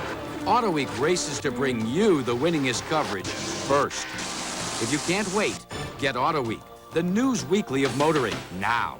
Call 1-800-828-4100 for a full year. 52 issues at the special TV price of $19.95. Just 38 cents an issue. Save $80 off the cover price. You've thought about it. Stop waiting. Do it now. Call 1-800-828-4100 for the News Weekly of Motoring. The race to the White House. It's the final lap. Presidents have always brought to office their love of sports, throwing the first pitch or a post pattern. And you are? Mario Lemieux. There you are. I was talking to you. I had that feeling. If Mike Ditka were running for president, I'm not sure I'd get my wife's vote. It'd be a real close deal. From horseshoes to fox hunts to the Gipper. Outside the lines, all the president's games, Tuesday on ESPN. Back in Japan, the laps continue to spin away at record pace. Nigel Mansell has just reset fast lap at 1 minute 40 seconds, averaging 130.844 miles an hour. Take a look at the top 10. We have 7 cars officially out of the race, but that total will shortly be added to because just a few moments ago, running in 11th and 12th positions, the LaRousse Lamborghini teammates Ukio Katayama and Bertrand Gachot suffered this little contretemps. This is in the chicane where Ayrton Senna and Alain Prost had their celebrated collision back in 1989. I guess that Gachot thought Katayama was making room for him, and Katayama thought he's not going to overtake me here, and the result was that. Now these two guys, who are also running in extremely close formation, and what is really scary for the rest of the field is that they are basically playing around now, and they're playing around to the extent that they're pulling out about 2 seconds a lap on Gerhard Berger in 3rd spot, in spite of all this tomfoolery, which is must be pretty sobering thought for Ron Dennis and every other team manager, team owner and driver who's not driving a Williams, owned of course by that man there, Frank Williams' very self. There's a look at the auxiliary pits here at the Suzuka Circuit, and a part of this incredible throng. 140,000 tickets sold for this race at an average of well over $200 US per ticket. Well, not an average, that's the high end. There's the chicane that we just saw, the Gasho Katayama dancing act. Both cars gone now, I see. Although Gasho's car didn't look like it was going to go very far, did it? Across the start-finish line, 10 laps remaining. Riccardo Patrese and Nigel Mansell 27 seconds clear of the third-place car of Gerhard Berger, followed by Mika Hakkinen in the Lotus, Martin Brundle in the Benetton, and Andre De Cesaris in the Tyrrell, 1 lap down. Jean Alesi, Christian Fittipaldi, Stefano Matta, and Aguri Suzuki round out the top 10. Now here's our Suzuki race recap. The leader, Riccardo Patrese, after teammate Nigel Mansell apparently let him pass. He has led the last 8 laps, the only lead change of the race. Nigel Mansell with that new record lap here in Suzuka. Interesting in that Nigel Mansell and Riccardo Patrese both had special qualifying engines for this race. Renault doing everything they could to blunt the Honda charge on the Japanese company's home track. And yet Nigel Mansell could not get within 3 seconds of the pole record. And yet he has reset fast lap in the race. I think, of course, the ultimate speed has definitely been blunted with the strengthening of the fuel rules, which have also been explained very carefully to the press, just what petroleum is and what it is not. And as you know, with the March cars there giving Gerhard Berger a bit of a scare. Jordan, actually, Stefano Matta. And also, we have no qualifying tires this year, and yet earlier this year, with the old rocket fuel, we were able to reset pole times at just about every track we visit. Well, they're talking about the rocket fuel being worth as much as 50 to 70 horsepower, so obviously it would make a huge difference for qualifying, but you couldn't use it in the race. There you see the intervals among the points-paying positions in the race. And further back, Aguri Suzuki has worked his way up to 10th, much to the delight of this crowd. In the background, Gerhard Berger working his way through traffic. A look back now from Jean Alesi's Ferrari as Gerhard Berger looms on the horizon. We'll keep a close watch on that situation. Nigel Mansell has a problem. A huge engine explosion at the back of Nigel's car. Looks like an oil fire. Boy, he's at the wrong side of the circuit, too. He needs to pull off. There's a little road just right here. This is where Senna pulled off. That could be, of course, a transmission. Or, of course, it just could be the hydraulic system, which is the active suspension on this car, which is run off an oil pump on the engine. And, of course, we had a couple of breakages of those in the Portuguese race. Nigel Mansell desperately looking for someone with a fire extinguisher as his team owner, Frank Williams, looks on. We'll monitor this situation and return in just a moment with more live coverage of the Grand Prix of Japan. Riccardo Patrese.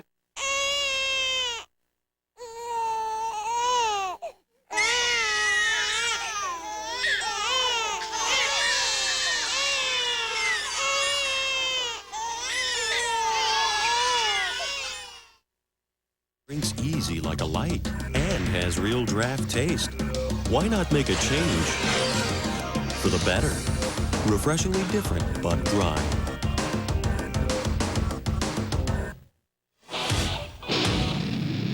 Bud Dry is one beer that drinks easy like a light and has real draft taste. So why not come around to something refreshingly different? Try Bud Dry. I don't need some fancy aftershave to tell me I'm a man.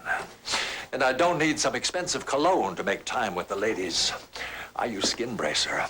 It smells great. It also cools my skin, tones it up, and takes care of it after a good close shave. I don't need anything more. Confidence is very sexy, don't you think? Skin Bracer Aftershave, more than a great scent. By Menon. The engineering philosophy we developed here went here. And the VTEC engine technology that was used here, we placed here. The Acura Integra GSR. A powerful argument for the trickle-down theory.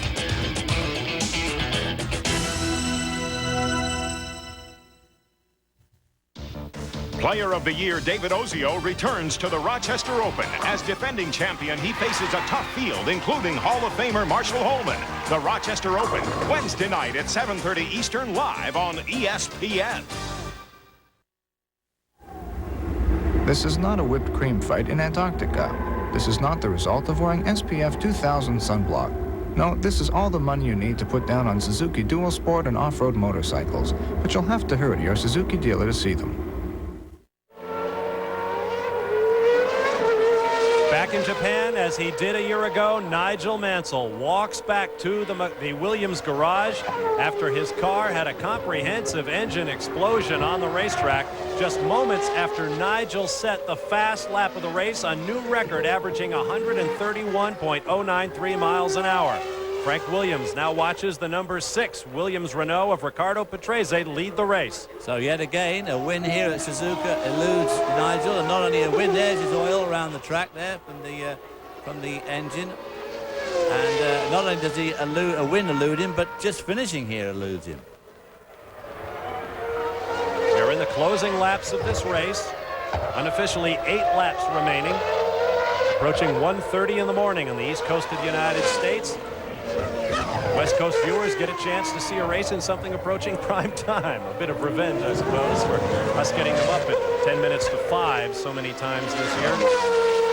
Be interesting to find out if that problem with Nigel, if you remember in Portugal, they had a couple of hydraulic failures which they put down to vibration from their new RS4 engine, which it looked like it had been cured in Portugal, both cars running very strongly until Riccardo had that horrendous crash with Gerhard Berger. But that's one of the LaRousse cars there.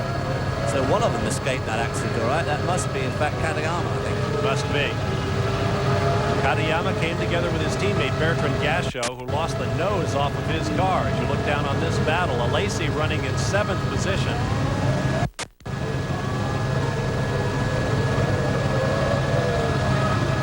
And being passed. Is that Nicola Larini who's just squeaking by there? It was. Larini in the Ferrari, the new active Ferrari. Not going too well at the moment. Nicola Larini, of course, has done a lot of testing in that car. Some thousands of kilometers at their test track in Italy and other places.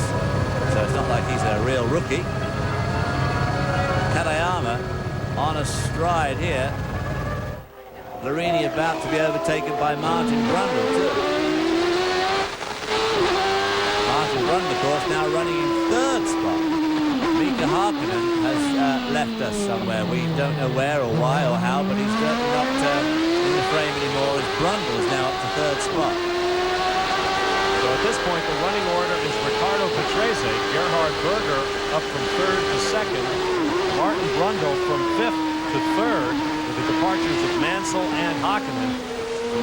And Riccardo Patrese, Andre De Cesaris up from 6th to 4th. John Alesi runs 5th. Christian Fittipaldi in the Minardi is in position to pick up his first championship point. That's the talk about Andre De Cesaris. To go with the driver changes, Olivier Grouillard, his teammate with Tyrrell, is almost certainly not going to stay next year, but we don't know where he's going. Probably nowhere at the moment. And another driver that we heard a lot about moving on, and we haven't heard about much lately, is Stefano Modena in the Jordan car. Certainly looks as if he won't be driving next year for Jordan. No names have been mentioned yet, but it seems to be pretty sure that he won't be the driver. Word from the Williams pit is that Nigel Mansell's Renault engine simply let go. It had been run too close to that ragged edge on which Formula One performs all the time. Keep in mind, there have been only 2 engine failures in the Renault program in the last 3 seasons. One suffered by this man, Riccardo Patrese, in Hungary, and one today by Nigel Mansell.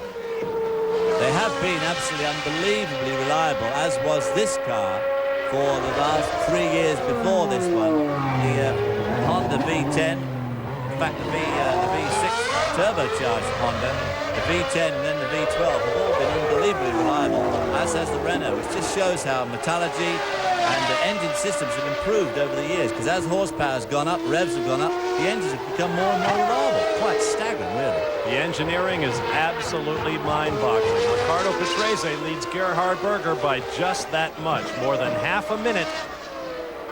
As we get into the waning laps of the Japanese Grand Prix. Good look at Gerhard Berger flying over the hillside. We'll be back with a checkered flag when we return to Suzuka Circuit. 3 reasons not to buy BF Goodrich TA tires. Being the center of attention makes you uncomfortable. You think a Little Deuce Coupe is a place where tiny chickens are kept. You think Lug Nuts is a high-fiber cereal. BF Goodrich TA tires for the rest of us.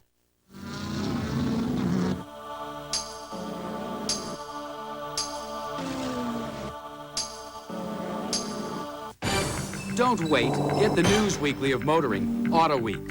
Don't wait for driving impressions. Auto Week drives them all and tells you about them first. Don't wait for car news. Auto Week covers the world.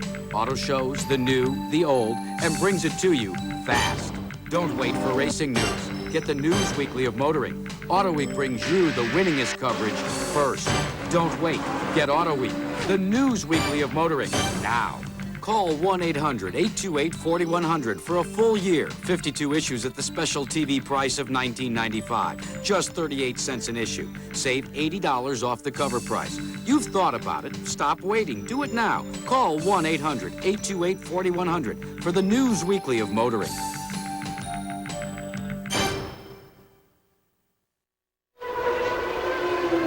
Back live at the Japanese Grand Prix, where Gerhard Berger has taken 5 seconds off the lead held by the Williams-Renault of Riccardo Patrese.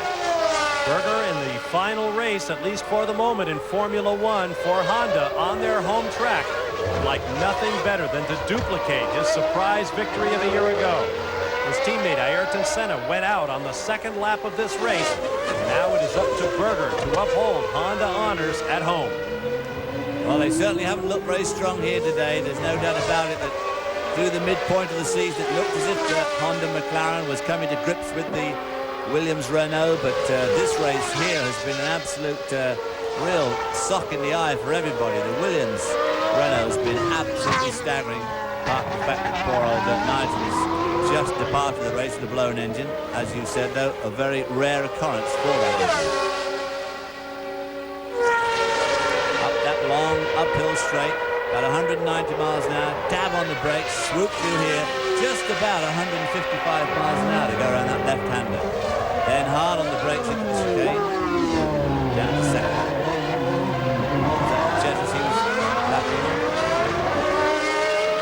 Andrea De Cesaris goes a lap down in 4th place. The only 3 cars on the lead lap are Riccardo Patrese, this man, Gerhard Berger, and Martin Brundle. 3 laps remaining. McLaren team trying desperately to get a hold of Renault V10 engines for next year. Apparently that plan, they were going to buy them from Ligier or buy the entire Ligier team if necessary to get those Renault engines, has fallen into some doubt. And so there may be Ford engines in the back of the McLaren next year, which should be no bad thing. But it certainly looks to me that with the performance of the car generally, that it's not just engines. I mean, they may be a little bit down on horsepower, but if they are, it's not just that. It's aerodynamics, it's the whole package, and the car just is not competitive with this car, which this year has been absolutely dominant in a way that I don't think we've ever seen before. And as always happens with championship teams, it's hard to keep the team together. We already know that Patrese and Mansell will not be with the team next year. They'll have an all-new driving lineup. And we have heard also that their aerodynamicist, Adrian Newey, responsible for the sleek shape of this car that has given it such tremendous handling and has worked so well with the power from the Renault engine, is also being courted by other teams. Well, I'm sure he's being courted very strongly by McLaren, because they have to do something. They have to do something pretty serious, and they have to do something pretty serious pretty soon if they want to be competitive next year. Everybody keeping to the left there to miss all that oil that Nigel dropped. Very bad place for that oil as we were on board with Martin Brundle. Riccardo Patrese leading this race with just a couple of laps to go. And if he should win, it will be his first win since Portugal last year. Martin Brundle, who has come from 13 15th to 3rd in this race, despite the fact that he's been suffering from a stomach virus all week, and he had a savage accident in Friday practice. And missed out yesterday altogether. He suddenly was taken ill Friday morning, got weaker and weaker as the day progressed, had a big crash, much to the disgust of his team owner. Didn't show up at all yesterday to try and recover, and obviously by not being here yesterday seems to have paid off. Gerhard Berger low in the rev range, and then rocketing up through the gears. He's going to take it pretty steady now. This boy's got 27 seconds on the field. He's just going to walk it home if necessary. He saw what happened to Nigel, so he's obviously going to try and make sure that does not happen to his car. Well, the last time Nigel tried to hand him a race was at Monza, and Gerhard Berger wound up dropping out of that race as well. Let's see if we get deja vu all over again, as Yogi might have said. Into that fast left-hander.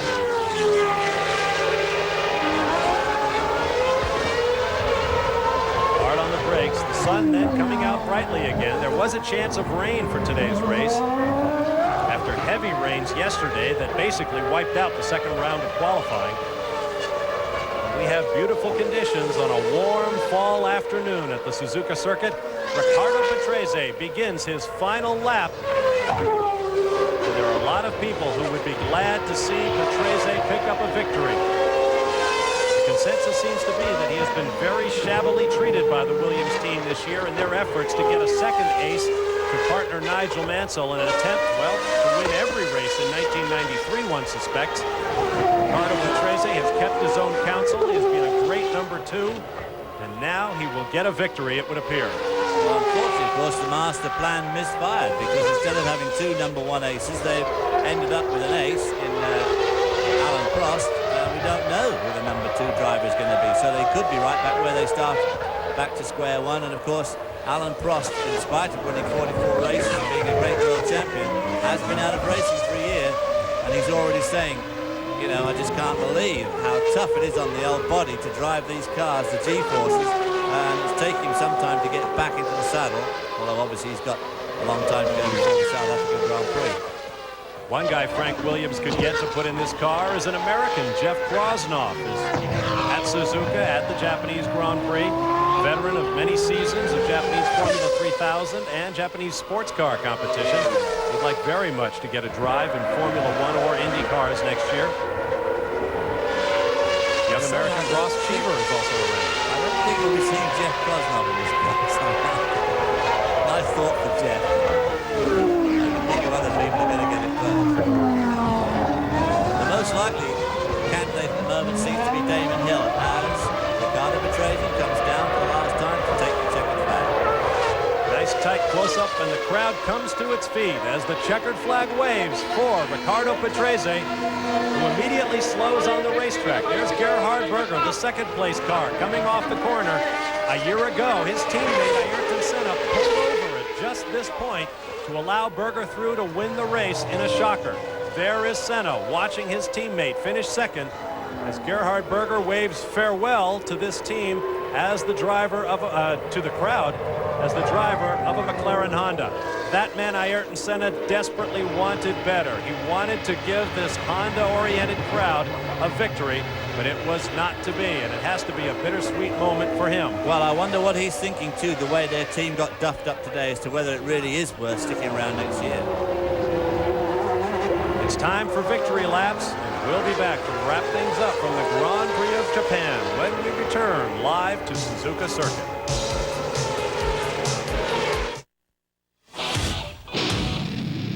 Bud Dry is one beer that drinks easy like a light and has real draft taste. So why not come around to something refreshingly different? Try Bud Dry. Art historians will tell you it isn't unusual for a masterpiece to have been painted directly on top of another equally impressive painting, which itself was often painted on top of a third. This masterpiece, however, is the result of an exclusive 23-step paint process, the Acura Legend. Our intention was not merely to create a thing of beauty, but to create one that will stand the test of time.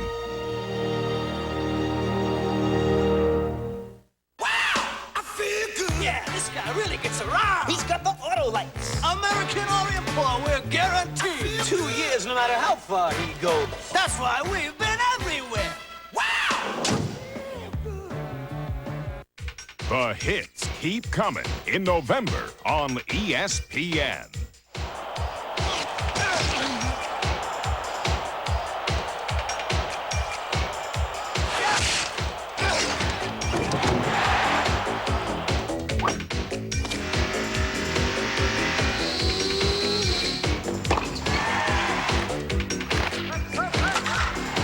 All in November on ESPN. ESPN Speed World coverage of the Formula One Grand Prix of Japan has been brought to you by Acura Automobiles. Experience precision-crafted performance. And by Suzuki. Your Suzuki dealer has the ride you've been waiting for and the financing to get it.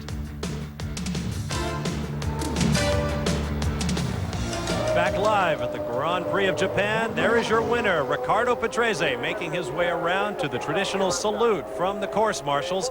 Here's a look at our final standings. Patrese over Gerhard Berger in Honda's Farewell. Martin Brundle finishes third, all three cars on the lead lap. Andre de Cesaris finishes fourth, followed by Jean Alesi in the Ferrari, and the first World Championship point for Christian Fittipaldi. Stefano Modena finishes in one of his best performances of the year in seventh, followed by Aguri Suzuki, J.J. Leto, Pierluigi Martini, Ukio Katayama, and Nicola Larini. Behind Larini, Emanuele Naspetti, Gianni Morbidelli, and Michele Alboreto, the only other cars running at the finish. The margin of victory, 13.7 seconds. Fast lap of the race to Nigel Mansell, 1 minute 40 seconds, 131 miles an hour. We'll be back with more live from the Grand Prix of Japan in just a moment.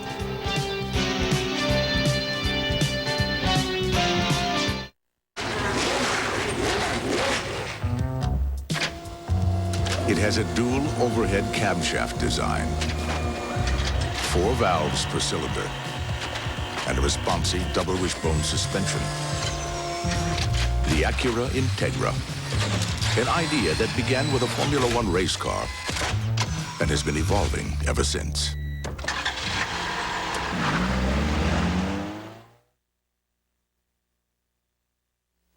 If you want a beer that drinks easy like a light and has real draft taste, why not make a change for the better?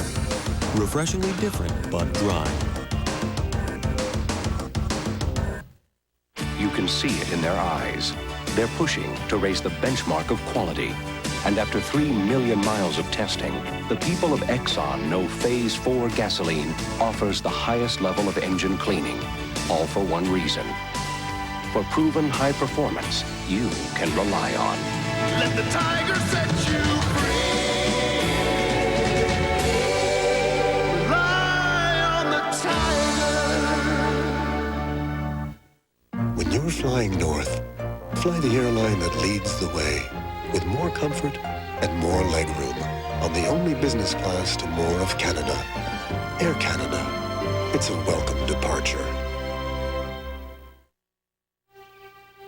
There's a lake where the fish are bigger than the tales fishermen tell, where the deer and the antelope do more than roam. They rule. And a place that gives new meaning to the phrase sitting duck. Now you can discover all these places on the Suzuki King Quad with 2-wheel, 4-wheel, and 4-wheel drive with front differential lock. Get a new ATV for no money down with Suzuki's Get It Now financing. Because when you're hunting bear, you can't afford to get stuck in his tracks. Last year, Michael Andretti added something new to his car.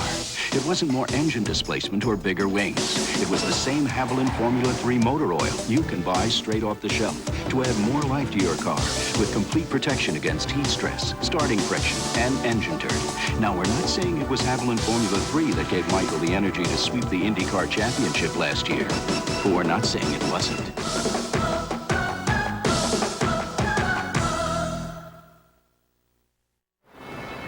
We are back in Japan where the crowd is on its feet to salute our winner, Riccardo Patrese. Second place, Gerhard Berger, and third place, Martin Brundle.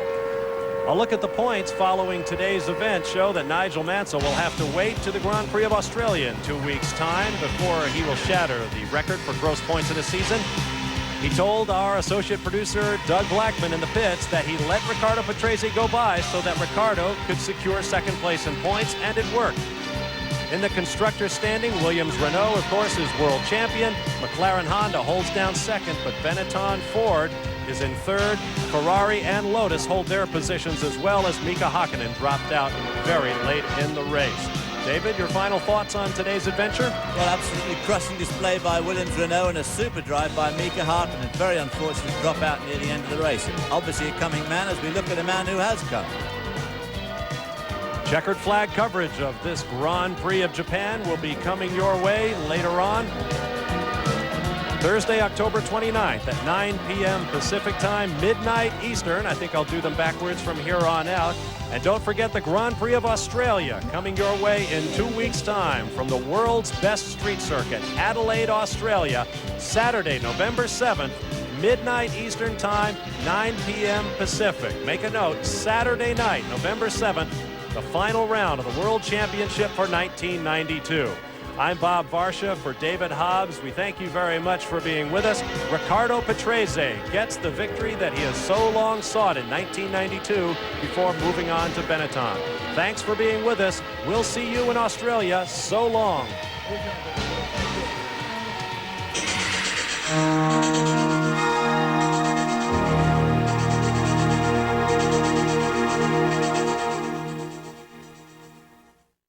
Suddenly, full commission brokers are finding more and more ways to charge more and more fees. Commissions for trading, fees for not trading. But Charles Schwab has been charging less for years and offering accounts with no annual fees at all. With Schwab, you'll save up to 76% on commissions. 76%. Now, when you can save that much by making your own investment decisions and avoid so many fees. Maybe it's time to come to Schwab. Have you ever created or invented a new product? Don't just let it sit there. Do something about it. You can start by calling the Inventors Helpline in Washington, D.C. at 800-227-7000. You'll receive free confidential forms and useful information describing the invention process. And when you call right now, you'll also receive a free brochure which tells you how to begin developing your new idea.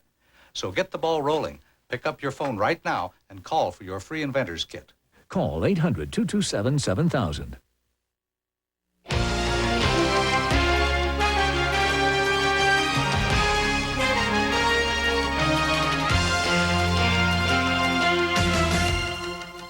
Coming up next on SportsCenter, Game 6 of the Fall Classic. The Jays look to end the baseball season, while the Braves hope to force a Game 7. On the gridiron, Miami looked to raise some cane. Were Irish eyes smiling in South Bend? Penn State hoping to get well against the Mountaineers. The Trojans hoping to take a bite out of the Cougars. Kansas looking to stomp all over Oklahoma. Marshall Faulk made another run for the Heisman, while Garrison Hurst said, "Not so fast, pal." On the ice, Mario looked to bedevil New Jersey. We'll make everything perfectly clear. On SportsCenter, next. And welcome once again to SportsCenter, everybody. I'm Bill Patrick. She is Linda Cohn. In college football, it was a big day in the Big 8. We'll explain what all the excitement was about. Oh, and speaking of excitement, yeah, there was some excitement somewhere else. Game 6 of the World Series, and Blue Jay fans waiting to pop the corks, but history was not in Toronto's favor heading into Game 6 in Atlanta. You see, the last 5 World Series teams that found themselves down 3-2 and then have come home have gone on to win the next 2 games and win the series. The Toronto Blue Jays, though, never, ever cared much for history. We were tied at 1, top of the 4th. Steve Avery facing Candy Maldonado, and Candy with a sweet swing, homering to left, 2-1 Jays. Same inning, looking for more runners on first and second. Avery facing Devon White. White rips it.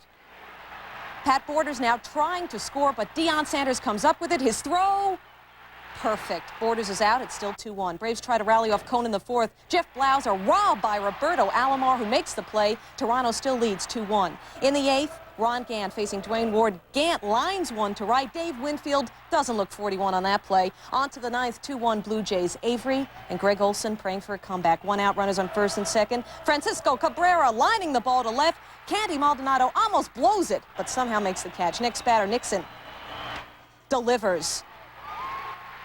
Jeff Blauser comes in to score. The Braves tied it at 2. In the 11th now, Blue Jays with 2 on. Jeff Reardon available and ready in the pen.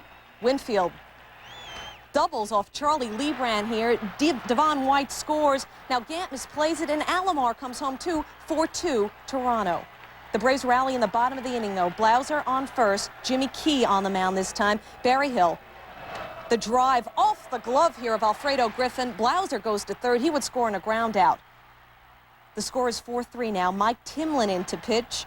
John Smoltz, pinch runner on third. Nixon tries to surprise bunt, but Timlin not surprised. The flip to Carter. Let the celebration begin, and what a celebration it was. The Blue Jays are world champions. They do it, and the choke label is off of them. The Jays pull it off as they get the big games from three players who really were ineffective heading into Game 6. David Cone, Roberto Alomar, and Dave Winfield. Those three guys had an awful World Series heading into the game. Winfield was 1 for 7 in the series before stroking the biggest hit of his career. So the former Mr. May is now Mr. October. Dave, you got that one thing that was missing, the World Series ring. Oh, man, and a parade. And a parade. And all kind of, and being on the best team I ever played on in baseball. We did it the hard way, baby. We came back the whole year, and I mean, you couldn't ask for a better scenario. Extra innings, and Big Dave coming through with many scrums. This we love so many guys out there. Tony did a great job. Hey, this is great. Nice fun. A lot of people think that we choke in the end. We didn't choke this year. We went all the way, and it was a great game today, and it was a great battle, and we did it. So how about MVP? It was an easy choice. Toronto catcher Pat Borders was not only brilliant at the plate with his .450 batting average, but he was awesome behind the plate. So much so, remember when he was criticized for that play in the ALCS, his work behind the plate, it improved greatly. Pat Borders also is the owner of the third longest hitting streak in the postseason, 14 consecutive games.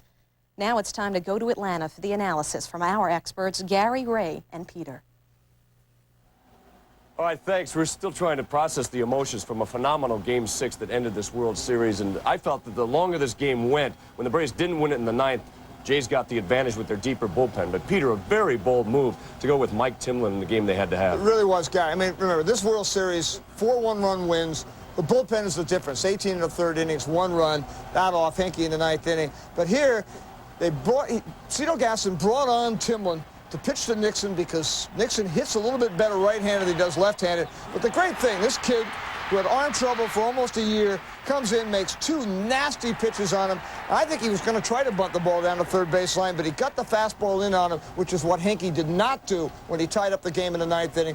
But, you know, Mike Timlin, Ed Sprague and Pat Borders told me a couple of days ago, you know, you can talk about Guzman, you can talk about Ward, but this guy, Timlin, has the best stuff of any of them. It's amazing that Cito had the confidence to go to him in that situation. Well, that's about as high a praise as you can give a guy, considering the way that they pitched in this series. And, Ray, how fitting that almost everyone got into this game, went right down to the wire, and from one of the freshest Jays, Mike Timlin, to the old man, Dave Winfield, winning the game after having such struggles in this series. It was very fitting that he came through. Well, I think it was apropos. Dave Winfield, tremendous player, had an outstanding at-bat. We've illustrated here the whole at-bat with Charlie Lebrand. Starting off 0-0 with a changeup away. He stuck with the changeup with Dave Winfield the whole at-bat. Lebrand did. Another changeup there to go 1-1. Comes back with a changeup down to go 2-1. Then what I thought was an outstanding pitch and the only fastball that he threw Winfield all night. Watch right here, the line right there on the black of the plate. That's where this fastball goes to get it to 2-2. Just splits the black. Never threw it again. Came back with another changeup and 2-2. You'll see it here going down and away. And then he makes the decision, 3-2, crucial count with the runners going to go with the changeup again. But what he did, he made a crucial mistake. He got the ball up. See the ball right there out over the plate? Ends up right in the catcher's mitt almost until Big Dave's bat hits the ball hard down the third baseline, out front a little bit. But the big key here was it got to 3-2 count, and with White on second, Alomar on first. They were both running. The ball bounced around down there. Both of them scores. And as a result, when the Braves got into their bottom half of the inning, the run that they scored went for naught because they got 2 runs behind. Oh, Ray, it's wonderful here that it's sentimentally terrific that a guy that was brought to the Blue Jays for character and leadership should end up getting the hit that wins them the World Series. There's no more Mr. May, and that's a great thing for a guy that over his career has never failed to run out a ball hard. Well, what a way to get your first World Series extra base hit, which he had never had. And he made a great catch on Ronnie Gant that forced extra innings and didn't allow the Braves to win the game in the ninth inning. And what a ninth inning. I mean, it was very draining just to watch that, very much like the National League Championship Series ended. This time it was a classic. Well, of course, the Blue Jays had a 2-1 lead. Tom Henke came in. Jeff Blauser immediately got a base hit, third of the game, got sacrificed to second. Lonnie Smith pinch hitting. What an at-bat. He fouled off 2 two-strike pitches. This is the 9th pitch of the at-bat. He walks and gets on, and who comes up? Francisco Cabrera, playoff hero. He gets to an 8-pitch at-bat, and he smokes this line drive to left. The Candy Maldonado breaks wrong. Got a big break catching it. They get the run then. 0-2, 1 strike away, as they like to say. He gets the ball out. Nixon pushes it into left field for the base hit. Henke finally got the last out, but what a 9th inning. Peter, I'll tell you what, these two clubs are the best 2 clubs in the game. I won't be surprised if they're back here again next year. I'd be shocked, in fact, if they aren't. The best personnel, I think the best 2 organizations in the game. The Atlanta Braves played their hearts out. Tremendous ball club. A lot of things went wrong for them. Hats off for the Toronto Blue Jays, but anybody could have won this series, and I had goose pimples all night too, Gary. Yeah, it was a tremendous series, very much like the year before, and the Braves get their hearts broken again. Toronto wins in its first trip, one of the 10th team to do that when they get to the Fall Classic. Let's go back to the show. All right, guys, thanks very much. Back to you momentarily, but first to college football, and we kick things off with the Big 8, where number 22 Kansas hosted unranked Oklahoma. Doesn't sound quite right, does it? But the fact was that Kansas had a chance to erase a few of those horrible old memories. Remember when they used to get trampled by the Sooners? Oklahoma had scored an average of 52 points a game against the Jayhawks in their previous 7 games. But that was then. This is now. Let's head to Lawrence. Pick it up. Second quarter. Kansas up by 3. Maurice Douglas takes the pitch, gets a great downfield block there from Chris Powell. Touchdown, 17-7 Jayhawks. Late in the 4th, 20-10 Kansas. Monty Cousins breaks not 1, not 2, not 3, not 4, but 5 tackles on his way to the end zone. 27-10. Kansas wins it. And down come the goalposts, and the party continues in Lawrence. Maurice Douglas and Monty Cousins each went over 100 yards. Kansas now 3-0 in conference play. Oklahoma falls to 0-1-1. Next week, Oklahoma is home with K-State, and Kansas is home with Oklahoma State. To Morgantown we go for West Virginia, Penn State. Second quarter, Penn State by 3. Jake Kelchner goes deep and connects with Jay Kearney. And watch the 2 defenders fall down, and he is gone. And this is how you score a touchdown. Now that's class. 16-10. Fourth quarter, game tied at 26. Huge play here. Adrian Murrell fumbles at the 1-yard line. Reggie Givens recovers for the Nittany Lions. And they make the Mountaineers pay. Richie Anderson, touchdown from the 4-yard line. Penn State adds another late touchdown. Final score 40-26. The 88-year series between these 2 teams comes to an end. Penn State wins it by 14 with that victory. They have locked up a bid to play in the Blockbuster Bowl. Next week, West Virginia is at Miami, and Penn State is at BYU. To College Station we go for Baylor and Texas A&M. First quarter, no score. Rodney Thomas up the gut and gone. Oh, Margaret, 84 yards, no flags. That capped a 91-yard drive. A&M was up 7-zip. Second quarter, Aggies up 7-3. J.J. Joe to Melvin Bonner. Terrific catch for the touchdown, and the Bears led 10-7 at halftime. Third quarter, Baylor by 6. Greg Hill up the gut, 40 yards, and touchdown. The Aggies take a 14-3 lead, and they win it 19-13. They get a scare, but they hang on for the win. The 5th time this season they've had to rally in the second half to win. The Aggies now 3-0 in the Southwest Conference. Next week, the Aggies are at SMU, while Baylor gets the week off. We have just begun here on Sports Center. You need to know what happened to the 2 number 1s, Washington and Miami. Also ahead, we'll update you on that other battle in college football. The race for the Heisman Trophy. It can be found on the ground between Garrison Hurst at Georgia and Marshall Falk at San Diego State. We're back in a flash. Good times with friends, hey, they're special. Sometimes you wish they would never end. It's just special. Friends know when to say when. The family of Budweiser beers is proud of all the friendships they've helped make. So when they remind you to please use a designated driver, it's all in the name of friendship. Friends know when to say when. You've driven these streets 1,000 times. But tonight, there's something different. Tonight, you're using Exxon Supreme gasoline. For a cleaner engine, smooth acceleration and higher octane. Let the tiger set you free. Rely on Exxon Supreme. Rely on the tiger.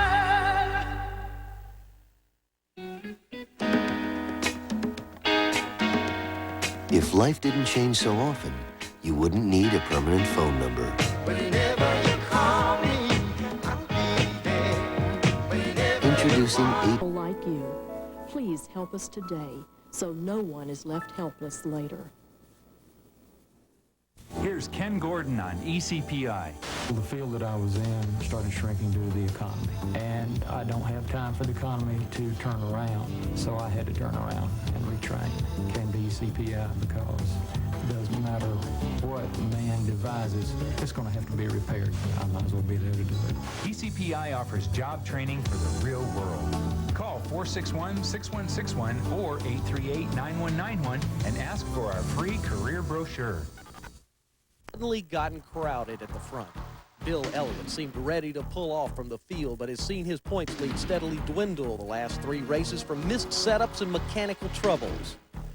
If Davey Allison had just been reasonably good lately, he would be back atop the standings, but the Haviland team has had its share of problems. At Dover, Alan Kowicki thought his chances were wrecked as badly as his Ford, but the Wisconsin native has jumped all over the front runners and rekindled his title hopes. Ever since Mark Martin and Jack Roush said, "I do," for 1993, they've been on the march, and with some help today, they could make it a serious 4-man race. And don't forget the series' hottest driver, Kyle Petty.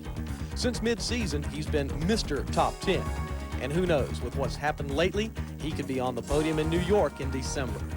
Those are the stars of the 492-lap play, which is about to be performed here at the North Carolina Motor Speedway. And that's where race day is live.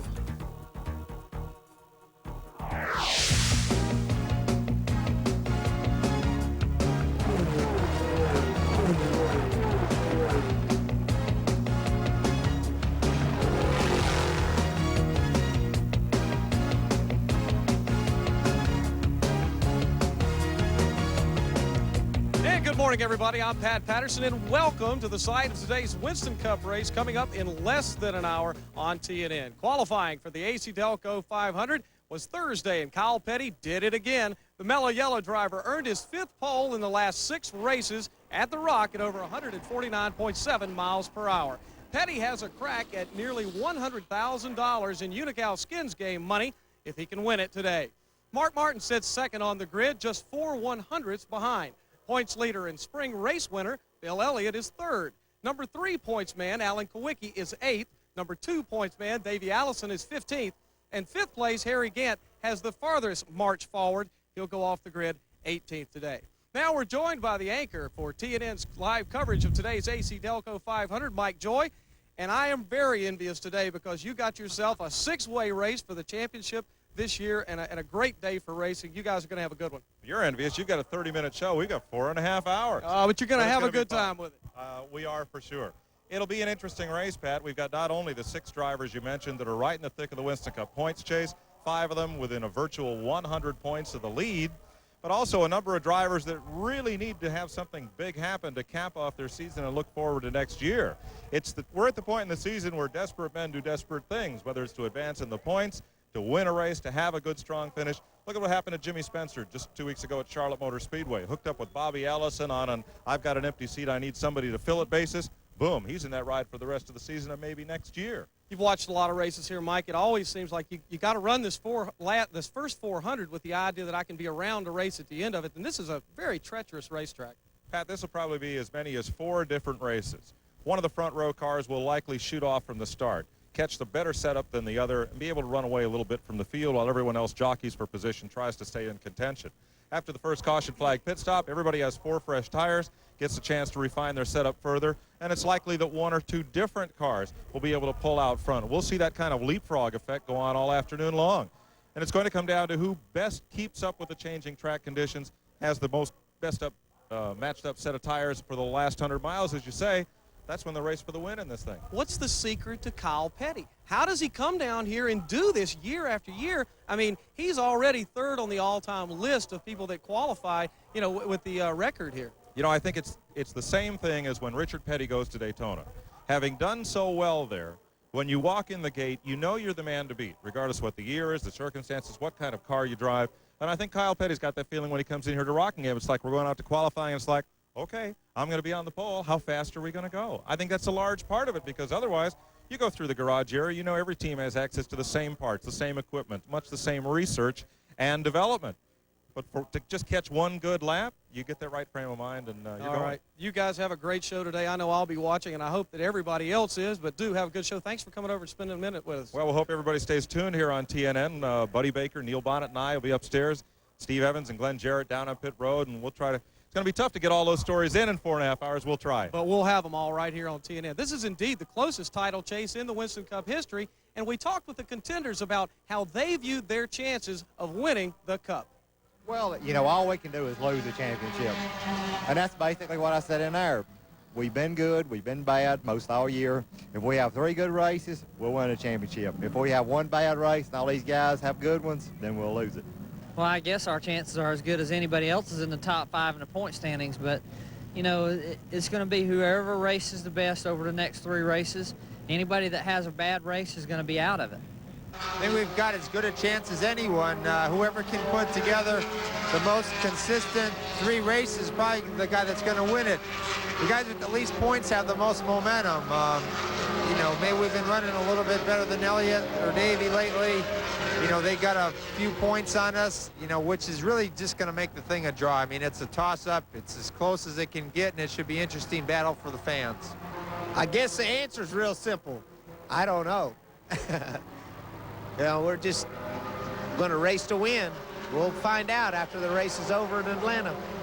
Well, I don't know. We got to do a lot better. We're doing. I think our chances are pretty slim of winning the championship. I'd like to be able to climb back up to about 3rd in them points, though, but that's about the best I think we can hope for. Being 6th in the points, 114 points behind, you have to go out and do the best you can in each race and hope 5 guys have trouble. And, you know, with the 5 guys that are in front of us and the caliber of teams and drivers they are, then that's a big improbability. Remember, live coverage of today's race begins right here on TNN at 12:30 Eastern. Now, here's the entire starting grid for today's AC Delco 500. We'll be back.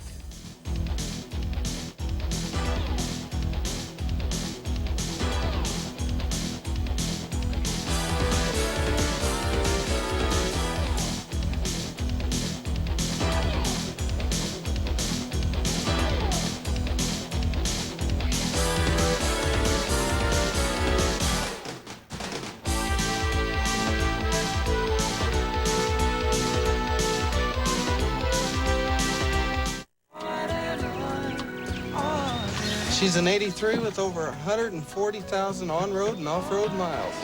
I must be in and out of it 150 times a day. It's a wonder the doors don't fall off. Only trouble was when the pig charged and caved in my door. I only use AC Delco. Cheaper parts can cost you a powerful lot. Of course, so can pigs. AC Delco parts. It's like buying time. That sign means a lot to me in my car. It means a complete 14-point service which protects my new car warranty. It means the finest products like the world-class protection of Pennzoil. My car's taken care of by trained professionals. It's ready in minutes, and the work's guaranteed. If your car means a lot to you, follow this sign. At Jiffy Lube, we do your car a great service.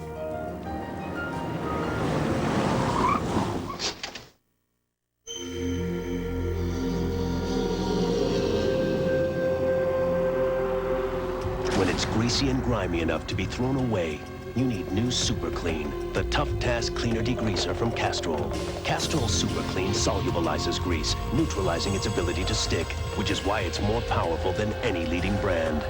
So maybe the only thing you should be throwing away is your old cleaner degreaser.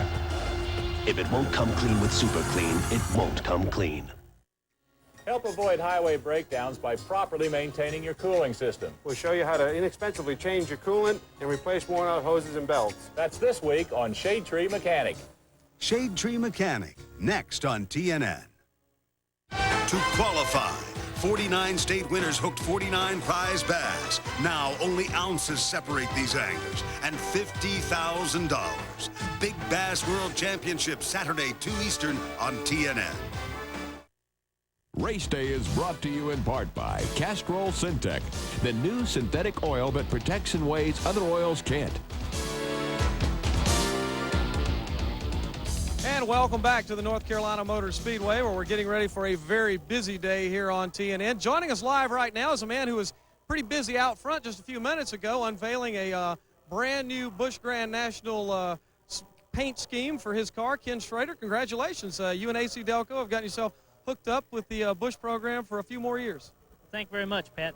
You know, AC Delco came on as our Busch Grand National sponsor this year, kind of at the last minute, right before Daytona, and we haven't had a type year you'd like to have, but